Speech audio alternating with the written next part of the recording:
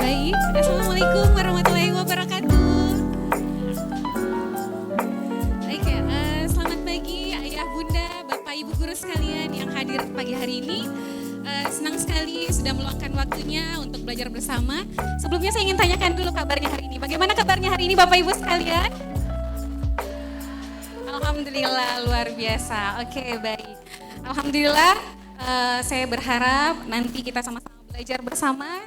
Kebetulan di tengah-tengah kita sudah ada pemateri. Alhamdulillah terima kasih banyak Bu sudah datang di sekolah tercinta kami, Sekolah Islam Atira.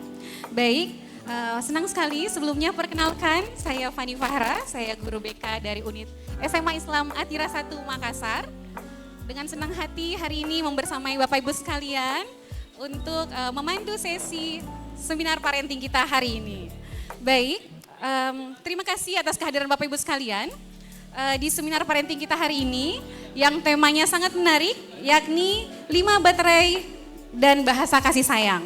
Mungkin kalau bahasa kerennya sekarang kita kenal dengan istilah love language. Ya, Bapak Ibu sudah kenal love language-nya atau tidak? Seperti itu. Ya, baik, topik ini tentu saja sangat relevan bagi kita semua karena tentu saja sebagai orang tua, sebagai pendidik, kita membutuhkan pemahaman dan ilmu ini untuk bagaimana bisa memastikan baterai kasih sayang Ananda selalu full, khususnya untuk siswa dan anak-anak kita di rumah. Oke, baik, saya mohon izin ke bawah. Saya bukan mau memberikan ice breaking seperti yang sebelum-sebelumnya. Saya ingin mengajak Bapak Ibu sekalian untuk melakukan refleksi dulu bersama-sama. Baik, di awal diibaratkan seperti baterai cas, baterai handphone mungkin. Kondisi anak kita mungkin ada yang baterainya dalam keadaan full, ada yang dalam keadaan setengah baterai atau mungkin ada yang hampir lowbat. Seperti tadi kata Pak Samril, dalam kondisi bete, butuh tati tayang Pak ya. Baik, silahkan Bapak Ibu sekalian coba merefleksikan dengan mengingat anak-anak kita di rumah, peserta didik kita. Biasanya hal apa yang Bapak Ibu lakukan ketika menemukan anak kita dalam kondisi bete, sedih, bad mood, apa yang biasanya Bapak Ibu lakukan? Coba kita pikirkan hal-hal sederhana apa? Kasih HP, aduh oke. Dari Pak Aman katanya kasih HP, oke. Oke, saya ingin menunjuk Bapak Ibu mungkin bisa sharing hal sederhana apa yang biasanya dilakukan kepada Ananda. Mungkin dari sisi sini dulu. Oke, tadi dari Pak Aman sudah jawab sih kasih HP. Mungkin saya langsung ke Pak Direktur dulu, Pak Syamril. Pak Syamril biasanya apa yang Bapak lakukan nih Pak ketika anaknya bete atau marah-marah terus di rumah? Biasanya hal sederhana apa yang biasanya Bapak lakukan? Ya, ada sedikit pengalaman, pernah anak-anak gitulah ya dan sebagainya. Ya, saya peluk aja. Nah jadi dipeluk, ya dia melepas ininya ya. Emosinya ya normal lagi. Itu yang ada pengalaman yang menarik gitu saya kira. Ya, baik. Terima kasih Pak, Masya Allah anaknya dipeluk ya Pak ya. Tapi saya enggak yakin semua anak sekarang usia remaja mau dipeluk sama orang tuanya. Iya baik, dari sisi sini mungkin dari Ibu Novi barangkali. Oh iya Pak, dari sebelah sini. Oke, ada yang mau sharing? Oh ya baik, langsung saja ya karena waktu ya ternyata. Baik, tidak usah berlama-lama, nanti kita akan mendapatkan lebih banyak lagi informasi dari pemateri kita yang handal. Masya Allah, terima kasih Bu. Oke, sebelum saya undang naik ke atas panggung, mungkin kita bisa melihat video profil dari beliau terlebih dahulu. Silakan disaksikan.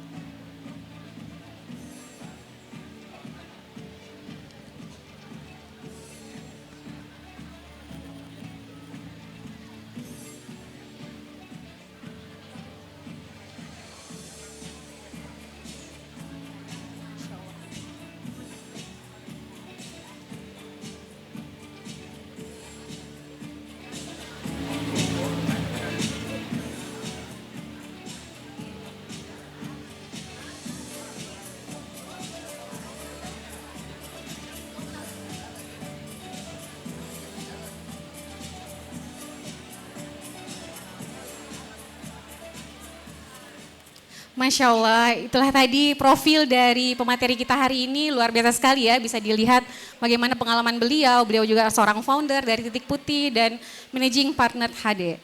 Dan banyak lagi, saya kalau menyebutkan mungkin satu SKS sendiri ya.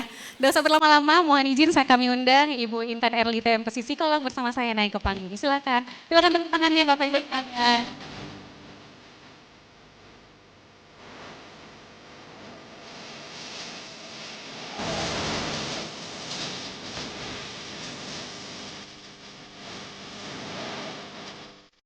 Ya, alhamdulillah, terima kasih Bu sudah akan hadir. Bagaimana kabarnya hari ini? Alhamdulillah sehat. Alhamdulillah. Oke, tadi kapan tiba di Makassar ya? Dari tiba dari Jakarta Iya. kemarin. Iya. Udah jet lag? Enggak. Alhamdulillah. Iya, Baik. jadi tema hari ini banyak sekali yang tertarik sehingga Ya. bisa dilihat ya bagaimana jumlah peserta yang hadir. Tentu Masya Allah, para ya. orang tua di sini sudah sangat siap untuk belajar banyak dari Ibu Intan Erlita. Ya. Baik, tanpa berlama-lama langsung saja saya berikan waktu dan tempat. Persilakan kepada Ibu. Baik, terima kasih. Ini Ibu Fani berarti rekan sejawat sesama psikolog ya. Masya Allah. Tepuk tangan lu dong untuk moderator kita dong ya. Pertama-tama Bismillahirrahmanirrahim. Assalamualaikum warahmatullahi wabarakatuh. Saya mau sapa-sapa dulu boleh ya.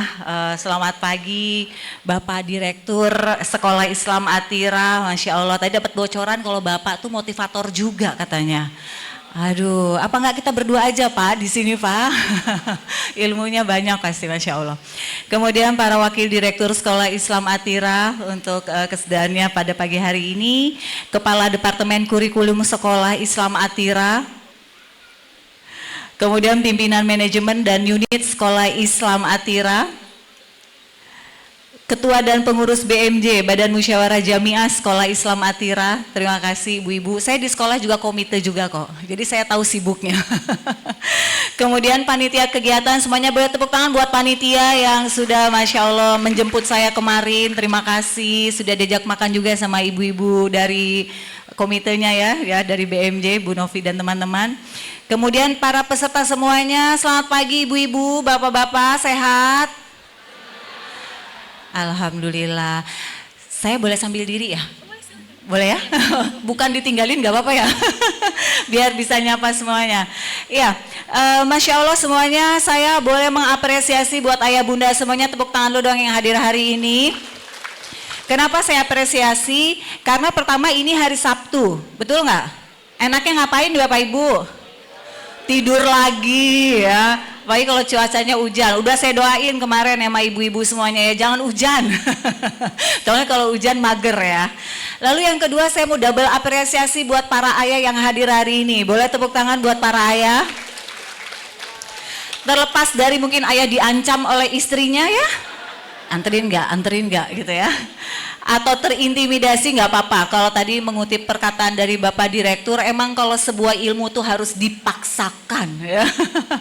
Kenapa saya bilang penting? Karena Indonesia tuh darurat fatherless ya, jadi figur ayahnya hilang perannya, bukan karena meninggal. Kalau meninggal itu beda lagi, itu udah ketetapan Allah ya.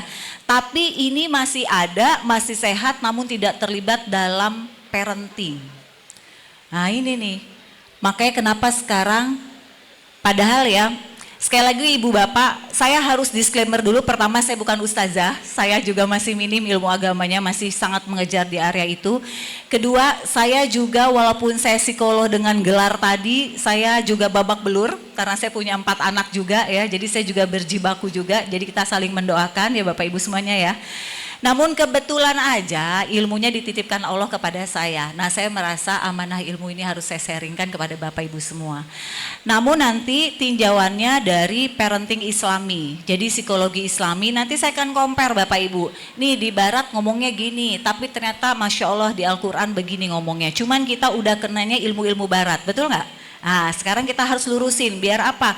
Ternyata banyak yang terjadi kekacauan karena kita tidak mengacu pada apa yang sebenarnya sudah harus kita pegang. Jadi begitu 5 tahun terakhir saya belajar parenting dalam Islami, Masya Allah yang berbicara ini berobat jalan. Ternyata banyak yang salah ya.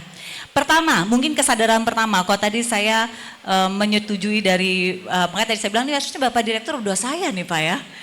Kesadaran itu penting banget. Sadari bahwa kenapa kita harus mempelajari tentang 5 baterai atau bahasa kasih sayang. Kalau bahasa Inggrisnya ngomongnya love language, betul? Ya. Bahasa Indonesia 5 baterai dan bahasa kasih sayang. Yang perlu di kesadaran pertama itu adalah, Bapak Ibu kenapa, ini lagi viral nih, suka lihat sosial media nggak Bapak Ibu? Punya akun sosial media? Punya lah ya, punya 5 akun ya, 1 buat belanja, 1 buat kepo ya. Ya.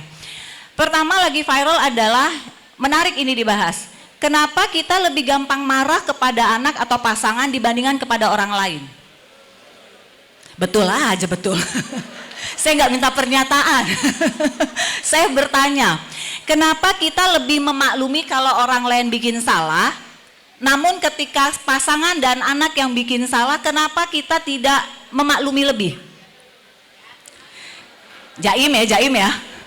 Masa sama orang lain saya marah-marahin, masa orang lain saya cubit, ya nggak? Berantem ya ada kita, betul nggak? Tapi tahu nggak? Ternyata dalam psikologi Islam, pertanggungjawaban kita terbesar itu adalah bagaimana kita mendidik anak kita. Nah, ini dari awal aja aku sudah ngerubah mindsetnya nih. Kenapa kita bisa semena-mena kepada anak dulu deh, karena ini parenting ya. Karena tanpa disadari kita merasa bahwa anak itu milik saya, betul nggak? Anak ini kepunyaan saya, betul? Nah ini harus diberesin nih. Kalau mengacu ke psikologi Islam, anak itu milik atau titipan? Konsep ini harus dibuat.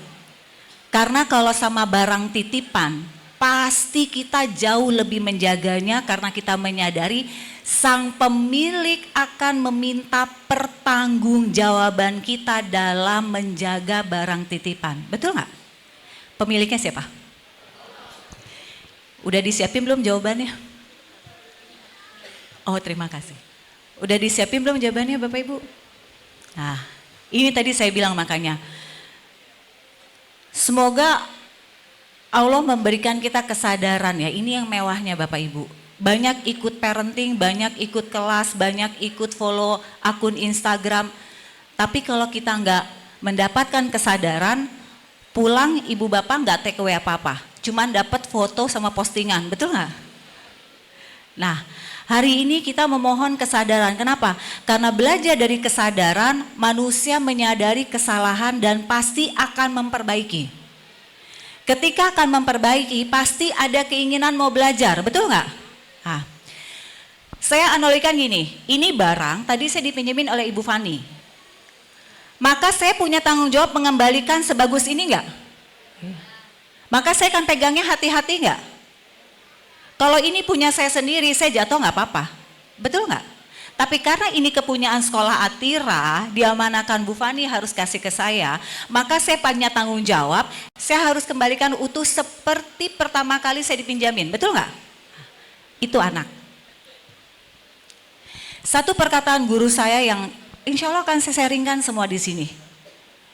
Bahwa suka nggak suka Bapak Ibu, kita akan one on one dengan sang pemilik kehidupan. Akan. Bahasa coachingnya one on one sesi coaching.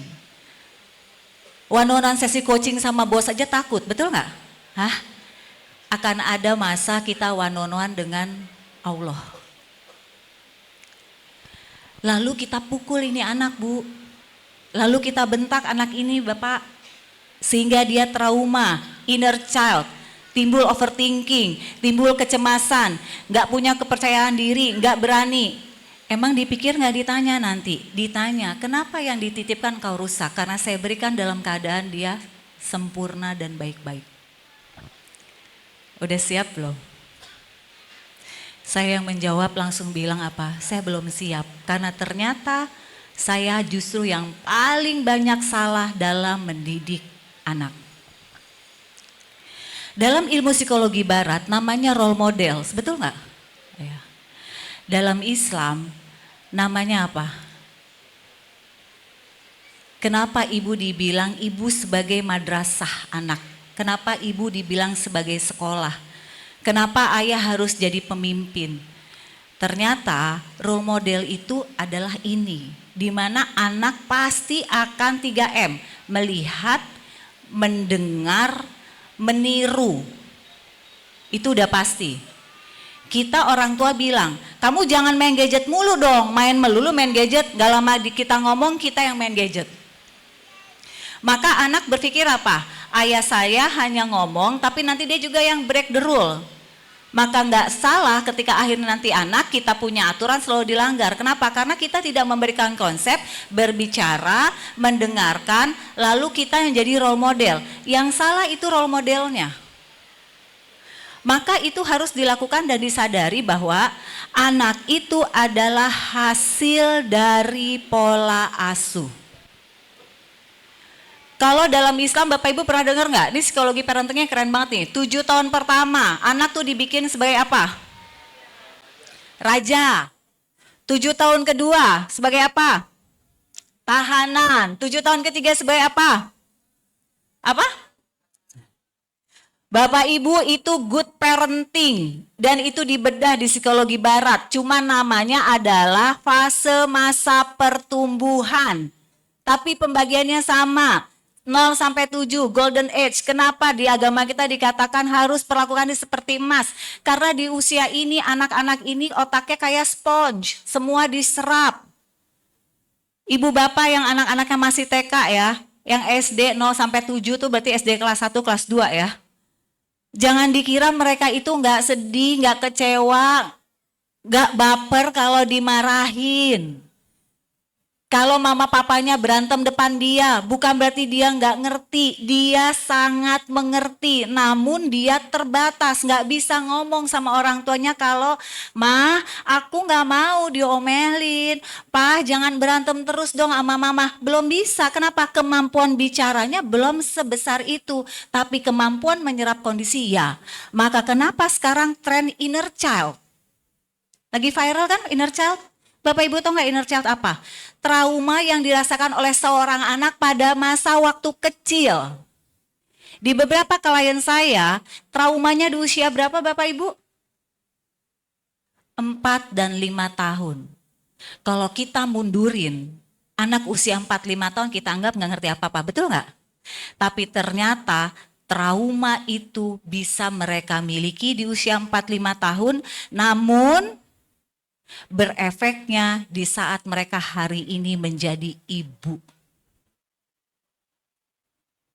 Jadi saya paham kenapa agama kita nyuruhnya 0 sampai 7 perlakukan seperti raja. Itu roots, akar. Kuatnya enggak, kokohnya tuh akar. Karena yang namanya mendidik anak itu investasi. Jadi investasi bukan emas doang ya Bapak Ibu ya. Bukan uang aja. Investasi apa? Nih anak kita nanti di 20-30 tahun mendatang karakternya mau jadi apa?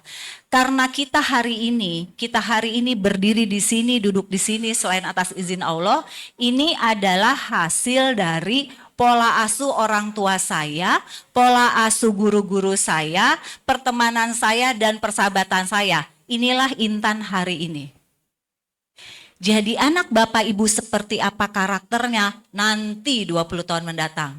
Pertanyaannya, apakah kita bagian yang membuat karakter itu menjadi karakter petarung dan pemenang di masa depan? Atau tanpa disadari, kitalah yang membentuk anak menjadi karakter yang lemah di masa depan? Bolanya di tangan kita. Bolanya di tangan kita. Karena anak kayak adonan. Mau dibentuknya keras atau lembut tuh kayak adonan. Nah siapa yang mengadon? Bapak Ibu. Secara ilmu neuroscience-nya, satu bentakan memecahkan satu neuron di otak. Anak lahir ke dunia itu bukan kayak kertas putih kosong, enggak, dengan potensinya. Dengan potensinya. Bentakan kita, bentakan nih, belum kita berbicara pukulan, cubitan dan lain, baru bentakan ya, bentakan. Jika itu bentakannya sangat luar biasa bagi anak kita, satu neuron potensi anak kita pecah Ibu. Bapak pecah. Bad newsnya apa? Tidak bisa diperbaiki. Maka saya ngerti kenapa ada anak gak punya percaya diri. Anak ini punya percaya diri. Kalau kita korelasi ke rumahnya, bisa jadi anak yang gak percaya diri sering dibentakin sama ibu bapaknya, dimarahin, sehingga tanpa disadari kitalah yang mengambil potensi confidence-nya. Karena anak lahir sama, startnya 0. Jadi kalau ada orang bilang gini, ya dia sukses karena anak orang kaya, oh saya gak setuju. Startnya 0. Yang menjadikan dia sukses itu adalah ketika ilmunya bermanfaat, yang dia pelajari, karakternya kuat. Iya nggak Bapak Ibu? Sekarang saya tanya, presiden kita rata-rata asal anak Jakarta apa luar kota? Hah? Jangan-jangan nggak tahu sejarahnya nih Bapak Ibu. Luar kota ya? Malah banyak ceritanya dari anak daerah, betul nggak? Kalau memang ternyata yang lahir jadi anak orang kaya harus jadi anak orang sukses, berarti dipatahkan dengan presiden-presiden kita atau pengusaha-pengusaha yang sukses dari 0, dia bukan siapa-siapa. Jadi tumbuhkan Bapak Ibu ke anak-anak kita bukan tentang kamu anak siapa. Hati-hati. Tapi tanamkan pada anak kita, kamu harus jadi pemenang di kondisi apapun nak. Karena kalau dia dipegang kamu anaknya si A, si B, si C, pertanyaannya, emang ibu sama bapak yakin bisa mendampingi sampai 20-30 tahun mendatang? Kenapa ada anak yang gak ada orang tuanya langsung jatuh? Deng.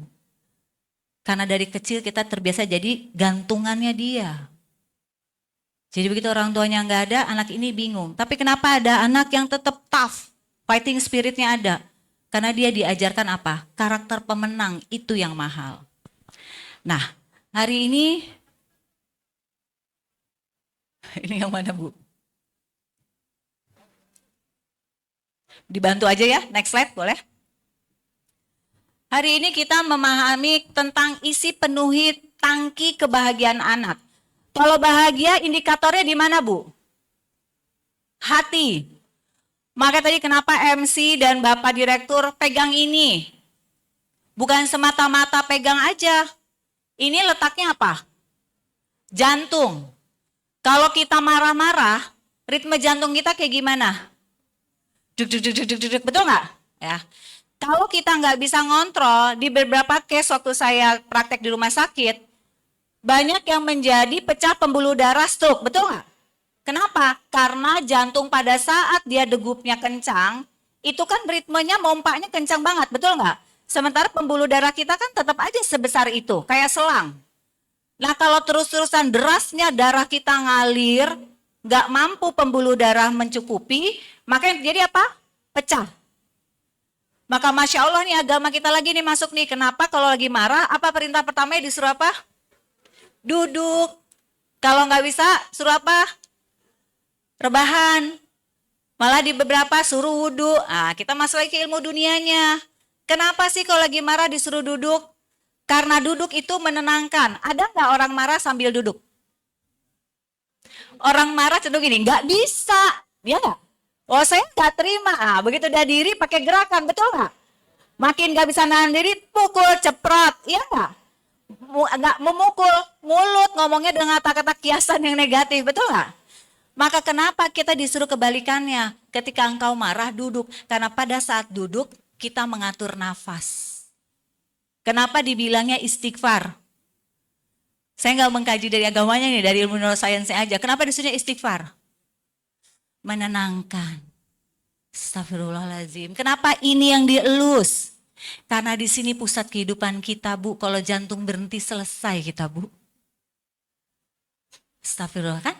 Masih deg-degan juga disuruh rebahan. Kenapa rebahan? Menetralkan. Kenapa disuruhnya ngambil wudhu Bu? Karena pada saat kita marah, ini panas Bu. Di beberapa orang sampai merah loh mukanya Bu kalau marah. Betul nggak? Karena darah kenceng. Air wudhu, air sifatnya apa? Dingin. Kenapa di sini? Bikin tenang, ngademin. Jadi ketika kita tenang, kita nemu solusinya tanpa kita harus menyakiti anak-anak kita dengan kalimat yang negatif. Susah Mbak Intan, sama saya juga susah. Lagi mau marah, kamu ya, astagfirullahaladzim, duduk ya. Susah. Tapi yang diingat kata saya yang pertama, susah karena suatu saat dimintai pertanggungjawabannya. Kenapa hari itu saya ngebentak anak? Nah, ibu udah siap belum? Daripada ntar kita ketika laporan sama sang pemilik bingung jawabnya, mending istighfar aja ya Bu ya. Ya Allah ya. Kesadaran itu harus dimiliki. Bu, Pak, kalau kesadaran itu dimiliki, percaya deh, Bapak sama Ibu tanpa disadari tensi emosinya tuh menurun dengan sendirinya. Karena kalau kita bicara anger management, mau kayak apapun terapinya, tapi kalau kita nggak menemukan kenapa penting saya harus mengelola emosi, percuma. Bapak Ibu mau baca buku apa aja, percuma. Maka kenapa kita harus tahu why is it important? Kenapa saya penting harus berubah? Kenapa saya penting harus lebih baik? Kenapa saya penting harus, itu harus. Isi tangki kebahagiaan. Nih di sini Bu. Indikatornya di sini Pak. Kalau nggak bahagia pasti nyesek, betul nggak? Karena bahagia itu intangible, nggak ada warnanya, nggak ada bentuknya, tapi bisa kita rasakan, betul nggak? Nih isi tangkinya. Tadi ngobrol-ngobrol, kalau anak tantrum gimana? Fase Bu. Cuma kadang-kadang Bapak Ibu ketika anak tantrum, kita ikut tantrum, ya kan? Malah ibunya lebih tantrum lagi daripada anaknya. Tantrum itu adalah anak lagi berusaha menguasai kita orang tua dengan caranya dia. Makanya saya bilang anak 0-7 tahun itu kan yang paling sering tantrum, betul nggak? Ini pinter dia ngendaliin kita nih Bapak Ibu. Ibu mau lihat nggak sama Bapak yang paling banyak tantrum di mana? Kalau ke mall nongkrong di toko mainan, banyak banget tuh tantrum. Ya nggak? Minta beliin mainan, nggak dibeliin, guling-guling, betul nggak? Karena ibu bapaknya dengan asas malu sama pengunjung lain, akhirnya dibeliin mainannya, betul nggak? Ketika ibu beliin, berarti ibu kalah dengan kekuatan anak.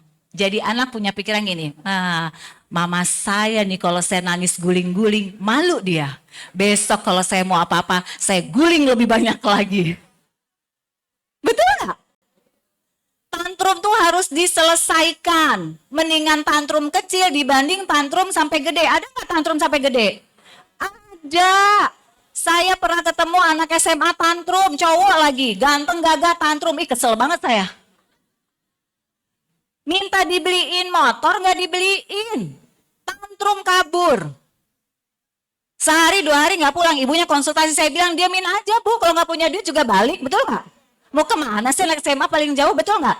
Ini kuat-kuatan, kita tuh orang tua harus punya marwah loh. Jangan bablas dengan kalimat orang tua jadi sahabat. Sekarang tuh bablas. Orang tua harus punya marwah loh, kita ibu, ayah harus pegang aturan. Saya bilang sama orang tuanya, biarin aja Bu dia pergi, paling lama kalau uangnya udah habis juga balik, betul nggak? Entah juga gurunya juga nyariin, ya nggak sekolah 2 hari, 3 hari, lama-lama juga guru ikut bergerak gitu kan. Ibunya kalah dong, dibeliin motor yang dia mau, pulang tuh anak. Tantrum. Mau tahu nggak tantrum yang udah terjadi sama ibu-ibu? Ada tantrum sama ibu-ibu. Kalau lagi berantem sama pasangannya nggak menyelesaikan masalah, pergi deh. Banyak yang kayak gitu? Banyak. Maka Bu tantrum mending selesain dari kecil, daripada udah gede malu-maluin Bu anak kita ntar kalau jadi suami berantem sama istrinya pulang ke kita kan malu Bu kita. Iya nggak? Maka selesaikan tantrum di saat dia kecil. Apa yang harus dilakukan? Kalau dia ngamuk-ngamuk nangis-nangis, kita liatin aja dulu Bu. Berapa lama sih paling kuat dia nangis tantrum? 30 menit. 30 menit juga kayaknya udah lemes banget ya. Paling lama 15 menit, betul nggak? Iya. Misalnya orang mau ngeliat ini, ibunya tega banget ya. Kuatin dalam hati, bodoh amat ya anak gue lagi ngedidik, gitu aja. Orang lain gak bertanggung jawab atas perilaku kita, namun kita bertanggung jawab atas perilaku kita. Tapi ibu jangan jauh-jauh, kalau dia guling-gulingnya mau kena ujung meja, tugas ibu tuh pegangin. Ketika dia marahnya udah kelar, tinggal nangis, tau kan Bu yang tinggal gitu ya, kan capek tuh ya. Baru nih kita deketin, udah nak. Makanya jangan marah-marah, nangis, capek kan, sini bunda peluk. Peluk dulu, kalau tadi Pak Direktur bilang, peluk dulu. Kenapa peluk? Kita menerima acceptance. Anak ini lagi marah, lagi kecewa, peluk dulu. Kalau nggak dipeluk nanti anak kalau marah kecewa bawaannya kabur. Tapi kalau ibu sama bapak dari kecil udah ngasih kehangatan, sampai dia gede kalau marah, kalau kecewa ingatnya pulang ke rumah ceritanya sama kita. Peluk. Iya capek ya, Nah, usap ini. Tapi jangan udah dipeluk terus ibu nasihatin, capek kan? Makanya jangan nangis-nangis dulu, nggak enak kan? Nah, bubar. Capek ya nak? Nanti, misalnya dia tantrumnya mau beli mainan. Nanti ada waktunya ya nak, bunda beliin mainan. Tetap keinginan dia jangan dikabulkan jika dari awal kita tidak ingin mengabulkan, betul nggak? Karena kalau capek ya, yaudah yuk beli mainan, nah, anak yang menang lagi. Jadi nanti ya nak, beli mainannya ada waktu. Kan kita udah janji ke mall cuma jalan-jalan sama makan.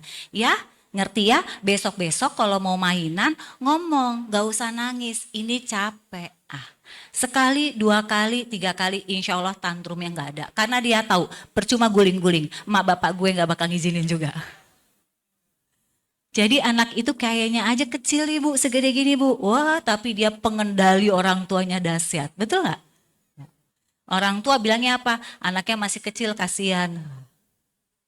Jadi isi tangki kebahagiaan. Bukan hanya dengan hadiah. Bahagia itu bukan hanya hadiah bu, pak. Tapi bagaimana kita acceptance, menerima emosional yang dia punya. Ketika dia marah, senang, sedih, kecewa, ibu bapak harus hadir di momen itu. Sehingga anak tahu ada yang memvalidasi orang tua saya. Maka anak-anak kita nggak akan jadi orang-orang yang dikit-dikit curhat di sosial media. Kenapa sekarang banyak orang dikit-dikit curhat di sosial media, betul nggak? Bongkar-bongkar aib keluarga di sosial media, betul nggak? Nah, alhamdulillah kita dijaga ya untuk nggak, atau ibu ada yang kayak gitu? Jangan ya. Kenapa? Biasanya mereka-mereka yang seperti itu tidak menceritakan masalah hidupnya keluar, sudah banyak validasinya dari orang tua, sehingga dia nggak perlu tuh pembenaran validasi dari orang lain. Jadi kalau anaknya nggak mau banyak cari perhatian di sosial media, apa segala macam, ternyata kehadiran orang tua itu penuh makna. Bahagia. Jadi bukan cuma hadiah. Ya, memvalidasi. Itu yang harus kita pahami. Boleh bantu next lagi? Selanjutnya. Oh, berarti ini udah bisa ya? Wait. Udah bisa. 5 baterai bahasa kasih sayang ini tadi disebutkan sama Bu Fani nih. Ini adalah awal mulanya dari ilmu barat, love language. Ya, tahun 92. Bahasa cinta ini untuk mengekspresikan rasa cinta kepada orang lain. Mungkin nih ada bapak ibu guru agama nih. Banyak-banyak ceritain kisah-kisah Nabi kita, Nabi Muhammad SAW. Bagaimana beliau berinteraksi kepada anak-anak dan bagaimana beliau memuliakan anak kecil. Tuh Masya Allah tuh, itu ilmu komunikasi efektif semua. Ibu-ibu tuh harus banyak belajar bagaimana panutan kita itu berkomunikasi sama anak. Dan bagaimana beliau memuliakan anak-anak kecil. Itu bu, contoh kita udah ada bu. Orang bule baru tahun 92, benar gak? Jadi kita harus mengkajinya aja tuh dari agama kita, Masya Allah. Salah satunya quality time terbaik dilakukan panutan kita kalau lagi ngobrol sama anak-anak pada saat apa? Makan. Kenapa sih pada saat makan? Saya masuk ilmu neuroscience-nya. Pada saat makan, lidah kita nyobain rasa nggak? Ada rasa apa aja nih Bapak Ibu di lidah kita? Manis, asin, pedas, pahit. Kata ibu-ibu nggak tahu, dia bercampur pokoknya ya. Lidah kita itu Masya Allah dikasih banyak pengecap rasa. Pada saat makanan enak, maka timbul rasa bahagia. Kenapa? Ternyata menghadirkan hormon apa? Hormon bahagia? Serotonin dan endorfin. Itu hormon yang keluar karena kita bahagia. Itu hormon prerogatifnya Allah. Nggak ada obat yang bisa ngeluarin itu. Nah ketika makanannya menyenangkan, kan lagi happy, bener nggak? Nah orang kalau lagi happy, diajak ngomong apa aja masuk nggak? Masuk. Maka saya kasih tahu Bapak Ibu ya, kalau mau ngomong sama anak-anak, terutama yang anaknya SMP, SMA, mutlak kita harus tahu apa makanan favorit dia, apa minuman favorit dia.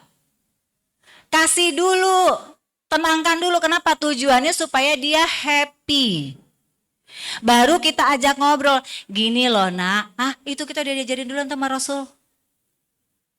Beliau makan, sambil makan ngobrol sama anak-anak. Bahkan beliau mengajarkan adab dan norma pada saat makan. Ambillah makanan yang ada di depanmu dulu, betul? Nah, sekarang anak sekarang kalau ngambil ceplok aja, betul nggak?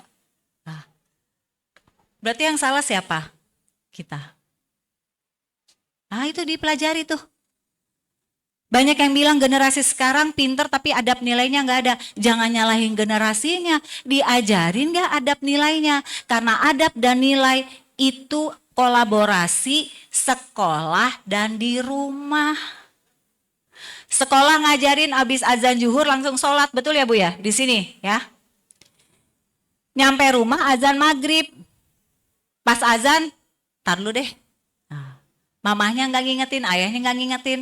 Atau kalau ngingetin, yang penting asal sholat. Sementara kalau di sekolah, ayo, sampai dikejar-kejar. Guru tuh biasanya ngejar ya Bapak Ibu ya, kalau ada yang ngumpet-ngumpet ya, namanya juga anak-anak ya, ada aja kelakuannya ya. Ngejar. Sebenarnya apa sih yang dilakukan guru? Padahal kalau guru mau angkat tangan boleh aja, bodo amat, bukan anak gue, misalnya. Tapi apa sih yang dilakukan guru? Menggiring anak sholat, ayo nah sholat, kalau ada duha nah, kalau sampai asar nah, digiring banget. Penanaman good habit, pola kebiasaan. Kalau anak itu udah dibiasakan sholat itu, maka ketika ninggalin tuh gak enak rasanya.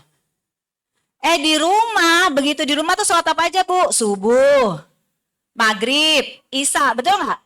Pas di rumah, pola di sekolah gak dipakai, maka anak punya dua pola asuh. Yang enak sama bapak gue sholatnya terserah gak diatur, hah? Maka pendidikan di sekolah yang karakter tidak akan pernah terbentuk. Karena sekolah mendidiknya ketat, di rumah longgar. Anak kalau ada dua pola asuh, ikutnya yang enak. Kan kita gitu ya Bu manusia, betul nggak? Kalau ada yang sulit, kenapa yang mudah? Enggak ya? Kebalik ya. Harusnya, di sekolah sulit. Maka timbullah anak-anak ngomongnya apa? Ribet guru tuh di sekolah. Sholat aja dikejar-kejar. Mulai crash. Tiba-tiba anak-anak tidak menjadi karakter yang kita inginkan. Kita marah deh ke sekolah. Ini gimana nih anak nih dididik di sekolahnya nih? Sadari keberhasilan mendidik karakter itu segitiga sama kaki. Di sebelah kiri itu sekolah, sebelah kanan itu di rumah, di atas anaknya. Jadi kalau segitiga sama kaki, satu ini lebih miring, dia timpang jatuhnya ke yang miring. Jadi kalau udah masuk nih ke sekolah Islam Atira, ya udah pola pendidikannya adopt di rumah. Karena mengenai life skill, kehidupan ya, ilmu kehidupan itu gabungan antara sekolah dan di rumah. Ya, itu harus. Karena kalau enggak, anak enggak tahu bagaimana dia harus berbuat. Selanjutnya, pentingnya apa sih? Membangun ikatan emosional yang kuat. Meningkatkan kepercayaan diri anak. Lalu apalagi? Membantu anak tumbuh sehat secara emosional dan mencegah masalah perilaku. Bu, Pak, insya Allah anak-anak sekarang kalau soal ilmu pintar. Iya nggak Bapak Ibu Guru mana? Setuju nggak? Sepakat ya? Kenapa? Karena sekarang ibu bapak mau cari apa aja semua ada di gadget, betul nggak? Apalagi sekarang eranya AI. Mau cari jurnal apa aja ada Bu. Mau cari teori apa aja ada, betul nggak? Betul, jadi kalau soal ilmu insya Allah anak kita nggak akan ketinggalan. Tapi kenapa sekarang moralitasnya lebih miris dibandingkan anak-anak generasi dulu? Nah itu pertanyaannya. Iya enggak? Iya. Karena anak-anak sekarang lahir di era sudah banyak kemudahan. Betul nggak sih Bapak Ibu? Kalau dulu kita mau cari satu teori, kita harus ke perpustakaan. Bener ya? Udah harus ke perpustakaan, nggak bisa difoto lah, wong nggak punya handphone. Harus kita catat, betul? Nah itu satu teori. Sekarang mau 10, 20, 30 teori, googling, dapat. Lalu yang kedua, apalagi kemudahannya? Dulu kita mau nelpon harus ke telepon koin, betul nggak? Ini pada ngerasain nggak? Yang generasi-generasi iya berarti sama nih sama saya nih ya. Kalau yang nggak ngerasain dinikmati, kalian nggak menemukan kesulitan itu ya. Pakai telepon kartu. Sekarang bangun tidur, merem, ambil bisa nelpon, betul? Ada satu kaidah yang sangat luar biasa. Tidak akan ada orang besar yang lahir dari kenyamanan. Bicara emosional Bu, Maka membentuk satu karakter, 3 aspek ini harus terpenuhi. IQ, EQ, dan SQ. Apa EQ? Kematangan emosional. SQ, basic agama. Ini no negotiation. Bu, kalau banyak baca ya, lalu lihat kita prediksi 20 tahun, 30 tahun mendatang yang nanti anak kita tubuh bakal jadi pejuang-pejuangnya, petarung-petarungnya. Rasanya hanya mereka yang kuat di basic agama dan kematangan emosional yang akan jadi pemenangnya. Tapi sedihnya sekarang banyak orang tua berlomba-lomba ningkatinnya IQ. Rasanya kalau anaknya IQ-nya 90, 89, kayaknya udah gagal aja masa depannya. Enggak Bu, banyak kok Bu orang-orang yang sukses dengan IQ yang normal, yang biasa aja rata-rata. Jadi jangan sibuk di satu gelas aja. Karena gelas EQ dan SQ harus dipenuhi. Kenapa kalau dulu suka ada bully-bully juga gak sih Bu zaman dulu? Ada, cuman dulu namanya bukan bully ya Bu, sekarang aja keren namanya bullying ya. Kalau dulu apa namanya? Gencet-gencetan ya? Nah, berarti seumuran lah sama saya ya. Paling heboh apa sih Bu? Dulu deh kita nakalnya kita dulu apa? Tawuran itu beda, kalau tukang ngebully dengan tawuran beda. Kalau tawuran tuh kriminal. Yang sok-sok jagoan mentar-mentar itu loh Bu, kalau di kantin paling sok masa paling keren tuh. Paling mentok kita apa? Nyelain atau ngeledek nama orang tua, betul nggak? Oh itu udah paling keren banget tuh. Itu kenakalan paling tanda merah banget, betul nggak? Woi, nama papa saya Mahpudin, panggilnya segini. Woi, anaknya Udin, wah lu nggak sopan lo ya. Manggil bapak gue lo, nah, gitu ya. Itu udah kenakalan yang tidak ditolerir tuh mentok di nama bapak ibu, betul nggak? Nih paling kalau lagi belagu-belagunya keluar nih, paling cuma sama adik kelas, kakak kelas, bahu doang kan, dek gitu doang kan, ya kan? Berani nggak nabok? Nggak berani, takut kita sama bapaknya, benar nggak sih? Takut dipanggil guru, kalau ruang kepala sekolah aib banget pada masa itu, betul? Pertanyaan saya, kenapa anak-anak sekarang pinternya sangat pinter, tapi kenapa kalau ngebully, kalau belum semaput atau meninggal, nggak selesai itu pelakunya? Padahal soal pinter, saya yakin pinteran anak-anak sekarang dibandingkan saya waktu SMP atau SMA. Kenapa anak-anak sekarang kalau mukulin teman-temannya, kalau belum temannya semaput, cacat, atau meninggal, kenapa belum berhenti? Kematangan emosionalnya tidak diajarkan sewaktu kecil. Lagi marah ya nak? Iya, ayah ngerti kamu marah. Tapi jangan teriak-teriak nak, jangan pukul-pukul. Nanti kalau pukul-pukul, kamu sakit, orang lain juga sakit. Pernah nggak kita ngomong nih sama anak-anak sekecil ini? Pernah nggak anak-anak lagi teriak-teriak, nak kalau marah, ayah ngerti kamu lagi marah, tapi jangan teriak-teriak nak. Kalau teriak-teriak, pernah nggak diajarin gitu? Kalau anak itu ditanamkan dari kecil, marah itu memang hak kita. Tapi bagaimana mengeluarkan marah yang benar, kalau nggak pernah diajari, yang terjadi ketika dia marah, dia menjadi pelaku kekerasan. Belum lagi kalau di rumahnya memang suka terjadi kekerasan. Anak gak ngerjain PR, ceplak. Nilai anak jelek, cubit. Maka anak akan meniru ketika nanti dia disakiti temennya, dia akan melakukan. Karena kenapa? Dia berpikir di rumah pun dia digituin. Bu, agar anak kita terhindar menjadi pelaku bullying, validasi marahnya Bu. Terima, acceptance. Tapi ajarkan dia. Itu ngerinya Bu, ya. Jadi penuhi, kalau ngomong kematangan emosional soalnya nggak ada pastinya. Kematangan emosional itu mutlak teori dan praktek. Anak akan melihat, mama saya kalau marah gimana. Mamanya teriak-teriakan, maka anak akan teriak-teriakan. Mamanya bentak-bentak, anak bentak-bentak. Ayahnya cenderung kalau ada masalah pergi dari masalah, anaknya kalau punya masalah pergi dari masalah. Udah, as simple as that. Karena anak apa? Melihat, mendengar, meniru. Oke, love language tadi sudah disebutkan. Ada kata-kata atau pujian, sentuhan fisik, tindakan atau memberikan bantuan, memberi hadiah dan quality time. Ini 5 love language ya, atau 5 baterai bahasa kasih sayang. Kita akan bahas satu-satu ya. Words of affirmation atau kata-kata pujian. Pentingnya memberikan pujian yang spesifik dan tulus. Bapak Ibu perlu banget kita memuji anak kita. Jangan pelit untuk memuji anak. Apalagi kalau ada anak yang gini kan. Anak tuh seneng banget kalau dipuji. Wah hebat. Anak mama hebat. Masya Allah pinter banget anak mama. Betul? Ya. Berilah pujian sesuai kadarnya, jangan berlebih. Karena kita tahu sesuatu yang berlebih pasti hasilnya nggak bagus. Akhirnya anak melakukan sesuatu karena ingin mendapatkan pujian. Itu kalau pujiannya over. Maka berikanlah pujian. Ada anak yang kalau dikasih pujian, itu prestasinya makin tinggi, ada. Contoh anak kita yang senang dengan bahasa afirmasi, siapa? Contohnya gimana? Mama, aku pinter nggak? Aku bisa gambar ini. Hah? Terus mamanya gini, bagus, kering banget mah.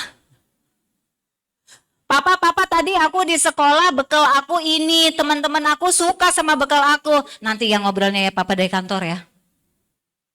Patah bu, hatinya anak pak. Maka kalau anak menyempatkan untuk report diri dia, maka terima dulu. Wah hebat anak ayah. Oh iya, bekalnya habis nggak nak? Iya, nanti kita ngobrol ya nak ya. Ayah juga baru pulang, ayah capek. Hah? Karena buat anak-anak yang dengan karakter suka dengan kata-kata atau pujian, kalau kita nggak membalas responnya, patah bu, pak di dalam. Nah itu karakternya ya. Bunda, tadi aku di sekolah gambar ini, bagus nggak bunda? Hah?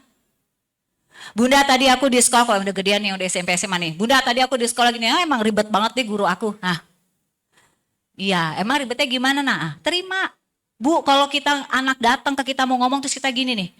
Bisa nanti gak sih, aduh berisik banget tau gak sih, udah mana macet ngomong mulu lagi, bisa diam gak sih? Wah itu saya banget. Maka anak dapat sinyalnya apa? Oh berarti ayah bunda gak suka aku cerita, mulai besok aku gak usah cerita deh sama ayah bunda. Yang terjadi datang deh ke psikolog, Mbak Intan anak saya udah SMA, SMP sekarang gak mau lagi cerita sama saya. Ingat-ingat tuh waktu kecilnya pernah gak ditolak lagi dia ngomong. Karena rasa patah itu dirasakan sama anak. Ya, oke. Yang kedua, sentuhan fisik. Ini penting banget. Penting orang tua memberikan sentuhan fisik kepada anak untuk memberikan dan menghadirkan rasa aman dan nyaman. Ini cluenya. Bapak Ibu, kita belajar dari yang viral lagi nih. Karena dari yang viral itu sebenarnya kita banyak dapat pembelajaran. Tahu istilah bucin? Apa bu, Pak, bucin? Budak cinta. Kenapa ada orang putus cinta bunuh diri? Terus kita yang udah dewasa gini, ya Allah nah belum tahu aja dia cicilan, bayar SPP. Bunuh diri. Ada orang gak bunuh diri tapi jadi stres. Ada jadi gila, ada bu. Oke gak jadi gila, ada tapi ngurung diri. Bahkan anak-anak sekarang demi cinta dia bisa melegalkan hubungan badan sebelum nikah. Itu bagian part dari of bucin. Bapak ibu yang anak SMP SMA udah mulai anaknya suka terhadap lawan jenis. Ketika dia suka sama lawan jenis, alhamdulillah dulu bu, jangan langsung dimarahin. Kenapa? Di era gempuran LGBT. Berarti Allah masih kasih kesempurnaan sama anak kita suka dengan lawan jenis. Alhamdulillah dulu, itu rasa. Tapi ajarkan anak bagaimana ketika dia jatuh cinta sama lawan jenis. Ini orang tua hadir. Pentingnya sex education, orang tua pegang peranan loh. Ya. Sering-sering sentuh anak kita. Masih kecil nih mau diunyeng-unyeng, puasin bu, pak. Anak bunda, anak ayah. Udah SMP biasanya udah mulai, bunda apaan sih malas banget deh, ya enggak? Biasa dipegang, ayah jangan peluk-peluk aku lagi, kenapa? Ya enggak? Karena anak udah mulai masuk teritori remaja, dia pelepasan dari anak-anak ke remaja. Oh SMA udah lebih belagu lagi, betul enggak? Anak bunda, ngapain bun ke sekolah? Iya enggak? Anak SMA. Bunda, pokoknya bunda jangan ngomong apa-apa ya sama Pak Guru ya. Awas ya, pokoknya ngomongnya judes banget, betul gak? Si ibu gak belajar, baper. Anak saya udah gak kayak waktu kecil mau diunyeng-unyeng. Ya udah gak mau lah bapak ibu, udah gede, punya teritori. Tapi kita hargai privasinya, namun jangan tinggalkan sentuhan fisiknya. Alhamdulillah saya punya anak 4. Anak pertama saya kuliah semester 6. Cowok. Coolnya kayak apa tuh? Wah, kulkas 2 pintu kalah. Ya. Ini ibunya yang katanya psikolog ya, juga berputar otak gimana biar akrab. Ternyata perlu nggak anak-anak yang udah 20-an itu disentuh? Perlu, Bu. Tapi sentuhnya udah bukan gini lagi, aduh unyeng lucu, udah nggak mau. Yang ada saya apaan sih, emak gue demam gitu kan kata dia. Apa yang kita lakukan sentuhannya? Weh, pulang dari Bandung. Ya enggak? Pulang dari Bandung. Wah, udah gede aja nih anak bunda. Gimana di kosan, makannya enak nggak? Tetap sentuhan nggak? Tapi sentuhannya udah boys, laki-laki. Bunda peluk aku, kita udah ada batasan, betul nggak? Dia udah jadi laki-laki dewasa, kita perempuan. Maka peluknya saya ubah. Pelukannya udah bukan gini keren nih anak bunda. Sentuhan nggak? Cari love language-nya sendiri.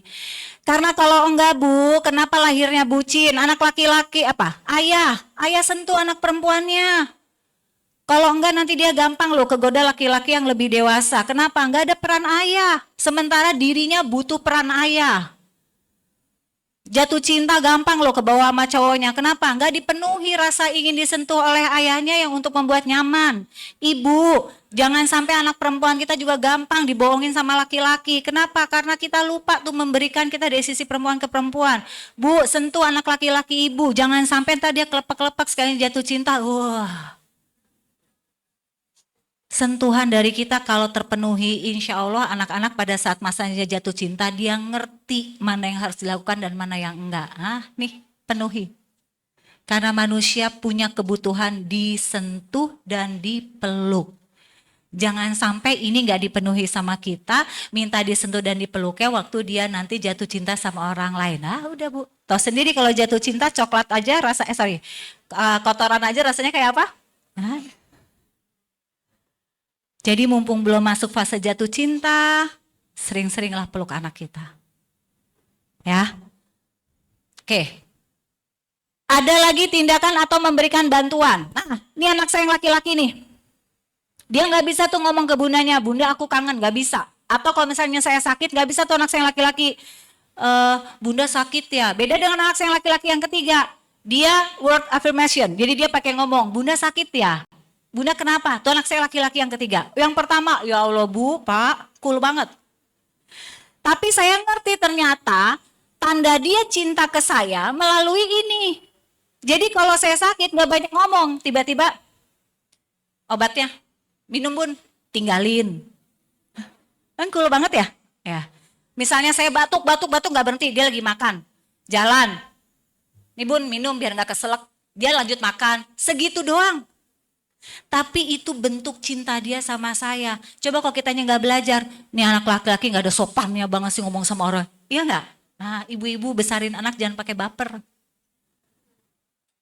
Kalau baper sih maunya kita tuh, bunda sayang sakit ya. Ya Allah Bu, kalau anak-anak model cool mah gemeter Bu ngomong gitu Bu. Kita yang ngerti nih. Kesalahan kita kadang-kadang membandingkan, kenapa sih si AA nggak kayak si Kimi? Si Kimi mah dia mah kalau ibunya sakit, kayaknya nggak bisa. Cara mereka menunjukkan sayang tuh berbeda, setiap orang punya love language-nya. Salahnya kita adalah kita kepengen anak itu seperti yang paling enak buat kita, bener nggak? Nah itu. Ya, lalu ada lagi memberikan hadiah. Ada loh anak yang kayak gini, bunda tadi aku jajan beli ini aku beliin bunda. Ada kayak gitu? Papa capek ya dari kantor ya, mau air putih nggak? Mau ini nggak? Tuh anak tuh, ada kayak gitu. Berarti tuh anak senengnya apa love language-nya? Kasih hadiah. Anak kayak gini kalau kita juga kasih hadiah kecil-kecil seneng. Hadiah juga ada levelnya. Jangan ibu-ibu sama bapak-bapak lebay. Tahu anaknya suka hadiah dikasih yang mewah-mewah. Jangan, nanti dia nggak menghargai hadiah yang kecil. Kasih hadiah juga pakai levelnya. Ya, jangan jadi racun nanti hadiah. Ya. Khawatir kalau levelnya salah, anak mau melakukan kebaikan kalau ada hadiah, bahaya. Ya. Lalu ada lagi menghabiskan waktu bersama. Ada nggak yang kalau kita lagi gini nih, anaknya WA melulu, bunda di mana, ayah di mana, kok nggak pulang-pulang? Video call dong ayah, ayah video call dong ayah, ada kayak gitu. Nah, buat dia seneng banget bareng sama orang tua. Kalau ayah bundanya pulang dari mana-mana dia yang pertama nempel aja. Ah, anak-anak kayak gini seneng nih kalau kita temenin bunda yuk, bentar yuk kesini. Oh itu seneng banget. Nah, perhatikan, tugas kita sebagai orang tua mengenali bagaimana love language anak saya. Dan bagaimana saya memberikan love language kepada anak saya. Jadi kita harus kenal anak kita, Bu. Jangan sampai kayak sekarang banyak banget masuk klinik saya, orang tua bilangnya apa? Bu Intan, karena saya udah gak kenal anak saya berubah. Saya bingung, saya jawab ibu aja yang serumah gak kenal, apalagi saya, Bu. Bener gak? Nah iya, sekarang aneh-aneh aja Bu, emang orang masuk klinik Bu, lama-lama psikolognya juga harus kuat iman dan jiwa kayaknya ya. Makanya ibu-ibu mudah-mudahan kita berkenalannya bapak-bapak di sini aja. Kalau ketemu kita makan-makan ngopi gitu ya. Jangan di klinik saya. Pusing saya ya Bu ya. Sedih tapi kenyataan.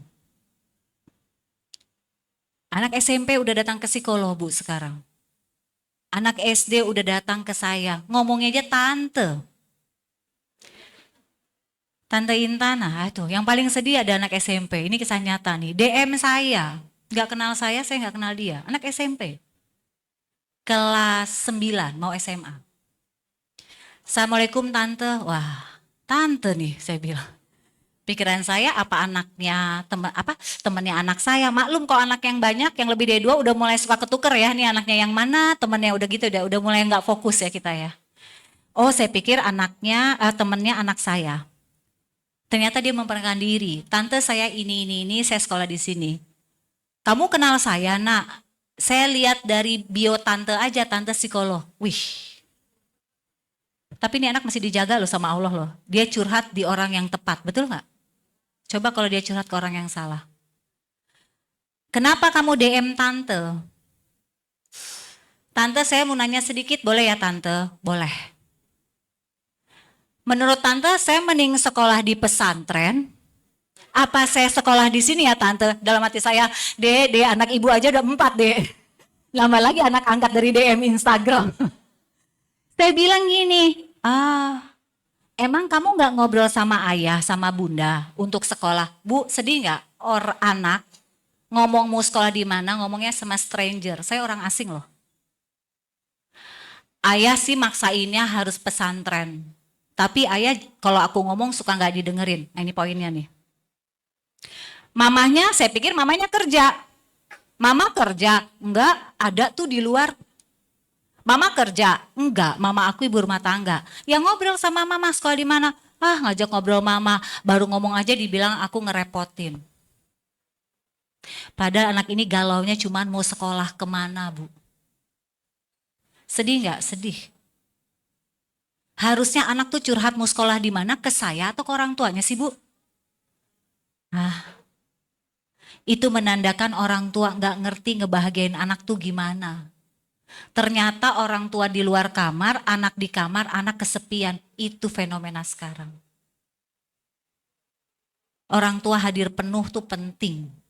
Ya, tapi karena kami psikolog punya kode etik, nggak boleh meladeni konsultasi anak di bawah umur. Nanti kan saya kena sanksi Bu.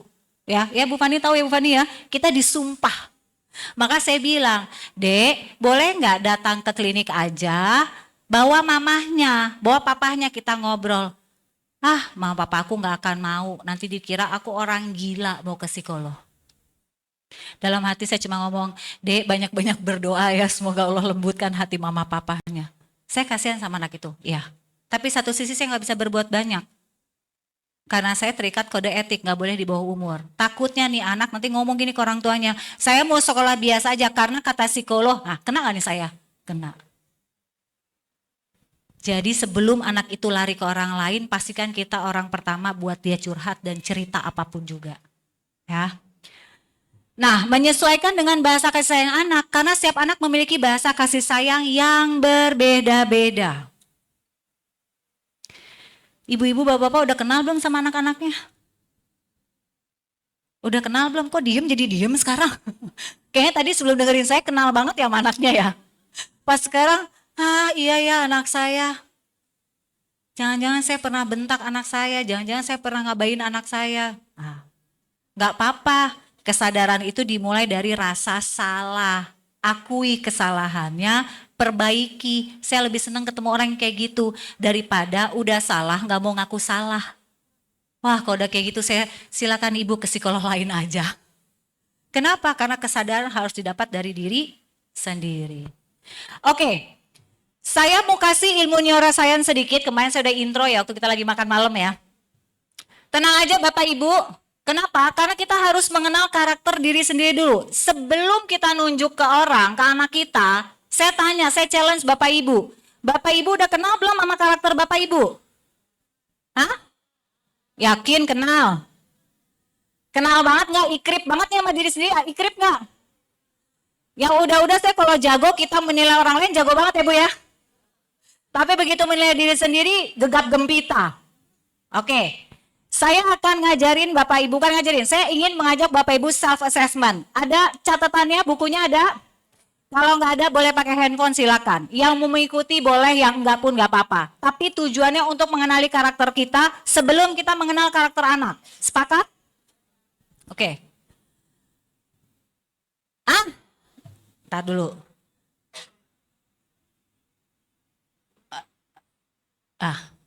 Ini gambar apa Bapak Ibu?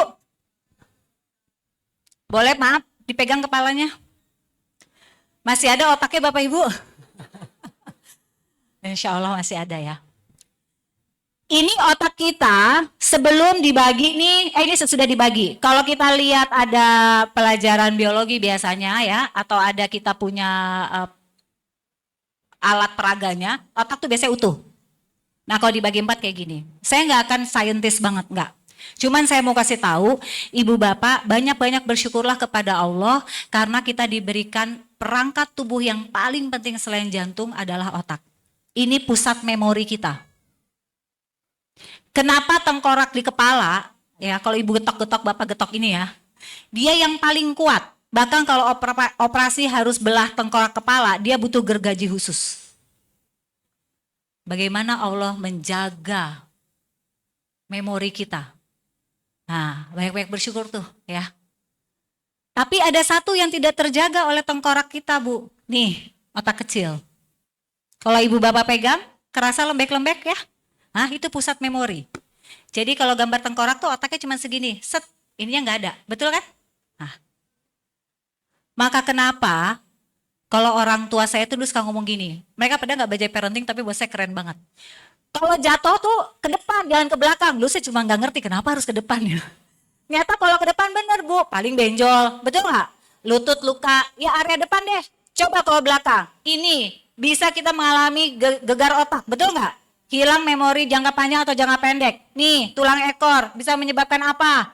Lumpuh. Jadi ngerti kenapa kalau harus jatuh, mudah-mudahan jangan jatuh ya. Tapi kalau jatuh, pentalinnya ke depan. Ternyata depan lebih kuat dibanding belakang. Itu saya turunin ke anak saya tuh. Nak, pokoknya kalau mau jatuh, ke depan aja deh. Paling mentok-mentok benjol, bonyok, ya nggak? Tapi ini belakang banyak banget. Nah, ternyata kalau dibedah, saya akan ngambil simpelnya aja. Ibu bapak harus banyak bersyukur nih, saya belajar ini lama nih Bapak Ibu. Bapak Ibu cuma 10 menit nih saya kasih tahu nih ya. Manusia tuh punya 4 dominan otak. Kita manusia itu punya 4 belahan otak. Bersyukur lagi deh nih Bu, belahan otak ini semua manusia punya. Jadi nggak ada yang cuma 3 atau 2, nggak ada Bu ya. Semua punya. Nah, biar gampang hafalinnya, biar banyak-banyak bersyukur, boleh lagi tangan kanannya ke atas ya. Sekarang kita harus mengenal apa yang sudah Allah kasih sama kita, biar kita banyak-banyak bersyukur dan jangan terlalu mengagungkan handphone. Handphone punya daya memori terbatas, kita unlimited, cuman kita yang nggak pakai. Ya. Oke, Ibu pegang dari depan, geser ke kanan. Sampai kuping. Oke. Ini adalah dominan otak spontaneous. Yang biru nih. Dominan otak spontaneous. Ibu turun sedikit dari kuping sampai belakang tengah sini nih, Bapak Ibu. Dari sini ke sini. Namanya dominan otak feeling. Alhamdulillah kita punya 2 jenis bagian otak. Sekarang tangan kirinya boleh? Kita pegang dulu dari tengah sampai kuping. Namanya dominan otak apa? Reasoning. Lalu dari kiri sini ke belakang, dominan otak, spesifik. Alhamdulillah kita punya 4 bagian itu dalam tubuh kita. Ya. Jadi alhamdulillah belum jadi gulai otak ya Bu ya, Pak ya. Ternyata 4 otak ini ada yang paling dominan dalam diri kita. Itulah yang menjadikan karakter diri kita. Yuk kita kenalan dulu. Bapak Ibu tugasnya gampang. Nanti saya akan jelaskan ciri-ciri dari karakter berdasarkan dominan otak. Bapak Ibu tugasnya hanya memilih satu yang paling dirasa ini saya banget. Dan jangan nyontek. Lawang karakter sendiri nyontek, kamu apa? Aku juga deh, nggak bisa ya. Pilih satu yang paling dirasa ini saya banget, ini aku banget. Walaupun Ibu ngerasa ada di 2-3, tapi saya ngerasa ini yang paling aku banget. Pilih satu, oke? Oke, karakter. Dominan otak reasoning. Nah, dia adalah orang-orang yang suka fakta, logika, mengkritisi. Bapak Ibu ada nggak yang kalau dapat nah kayak hari ini nih, Bapak Ibu datang ke sini, kalau yang dominan otak reasoning berpikirnya adalah siapa pembicaranya, dari mana pembicaranya, seperti apa, ilmunya kayak apa, merasa penting, saya datang. Data. Oke. Lalu yang kedua, feeling.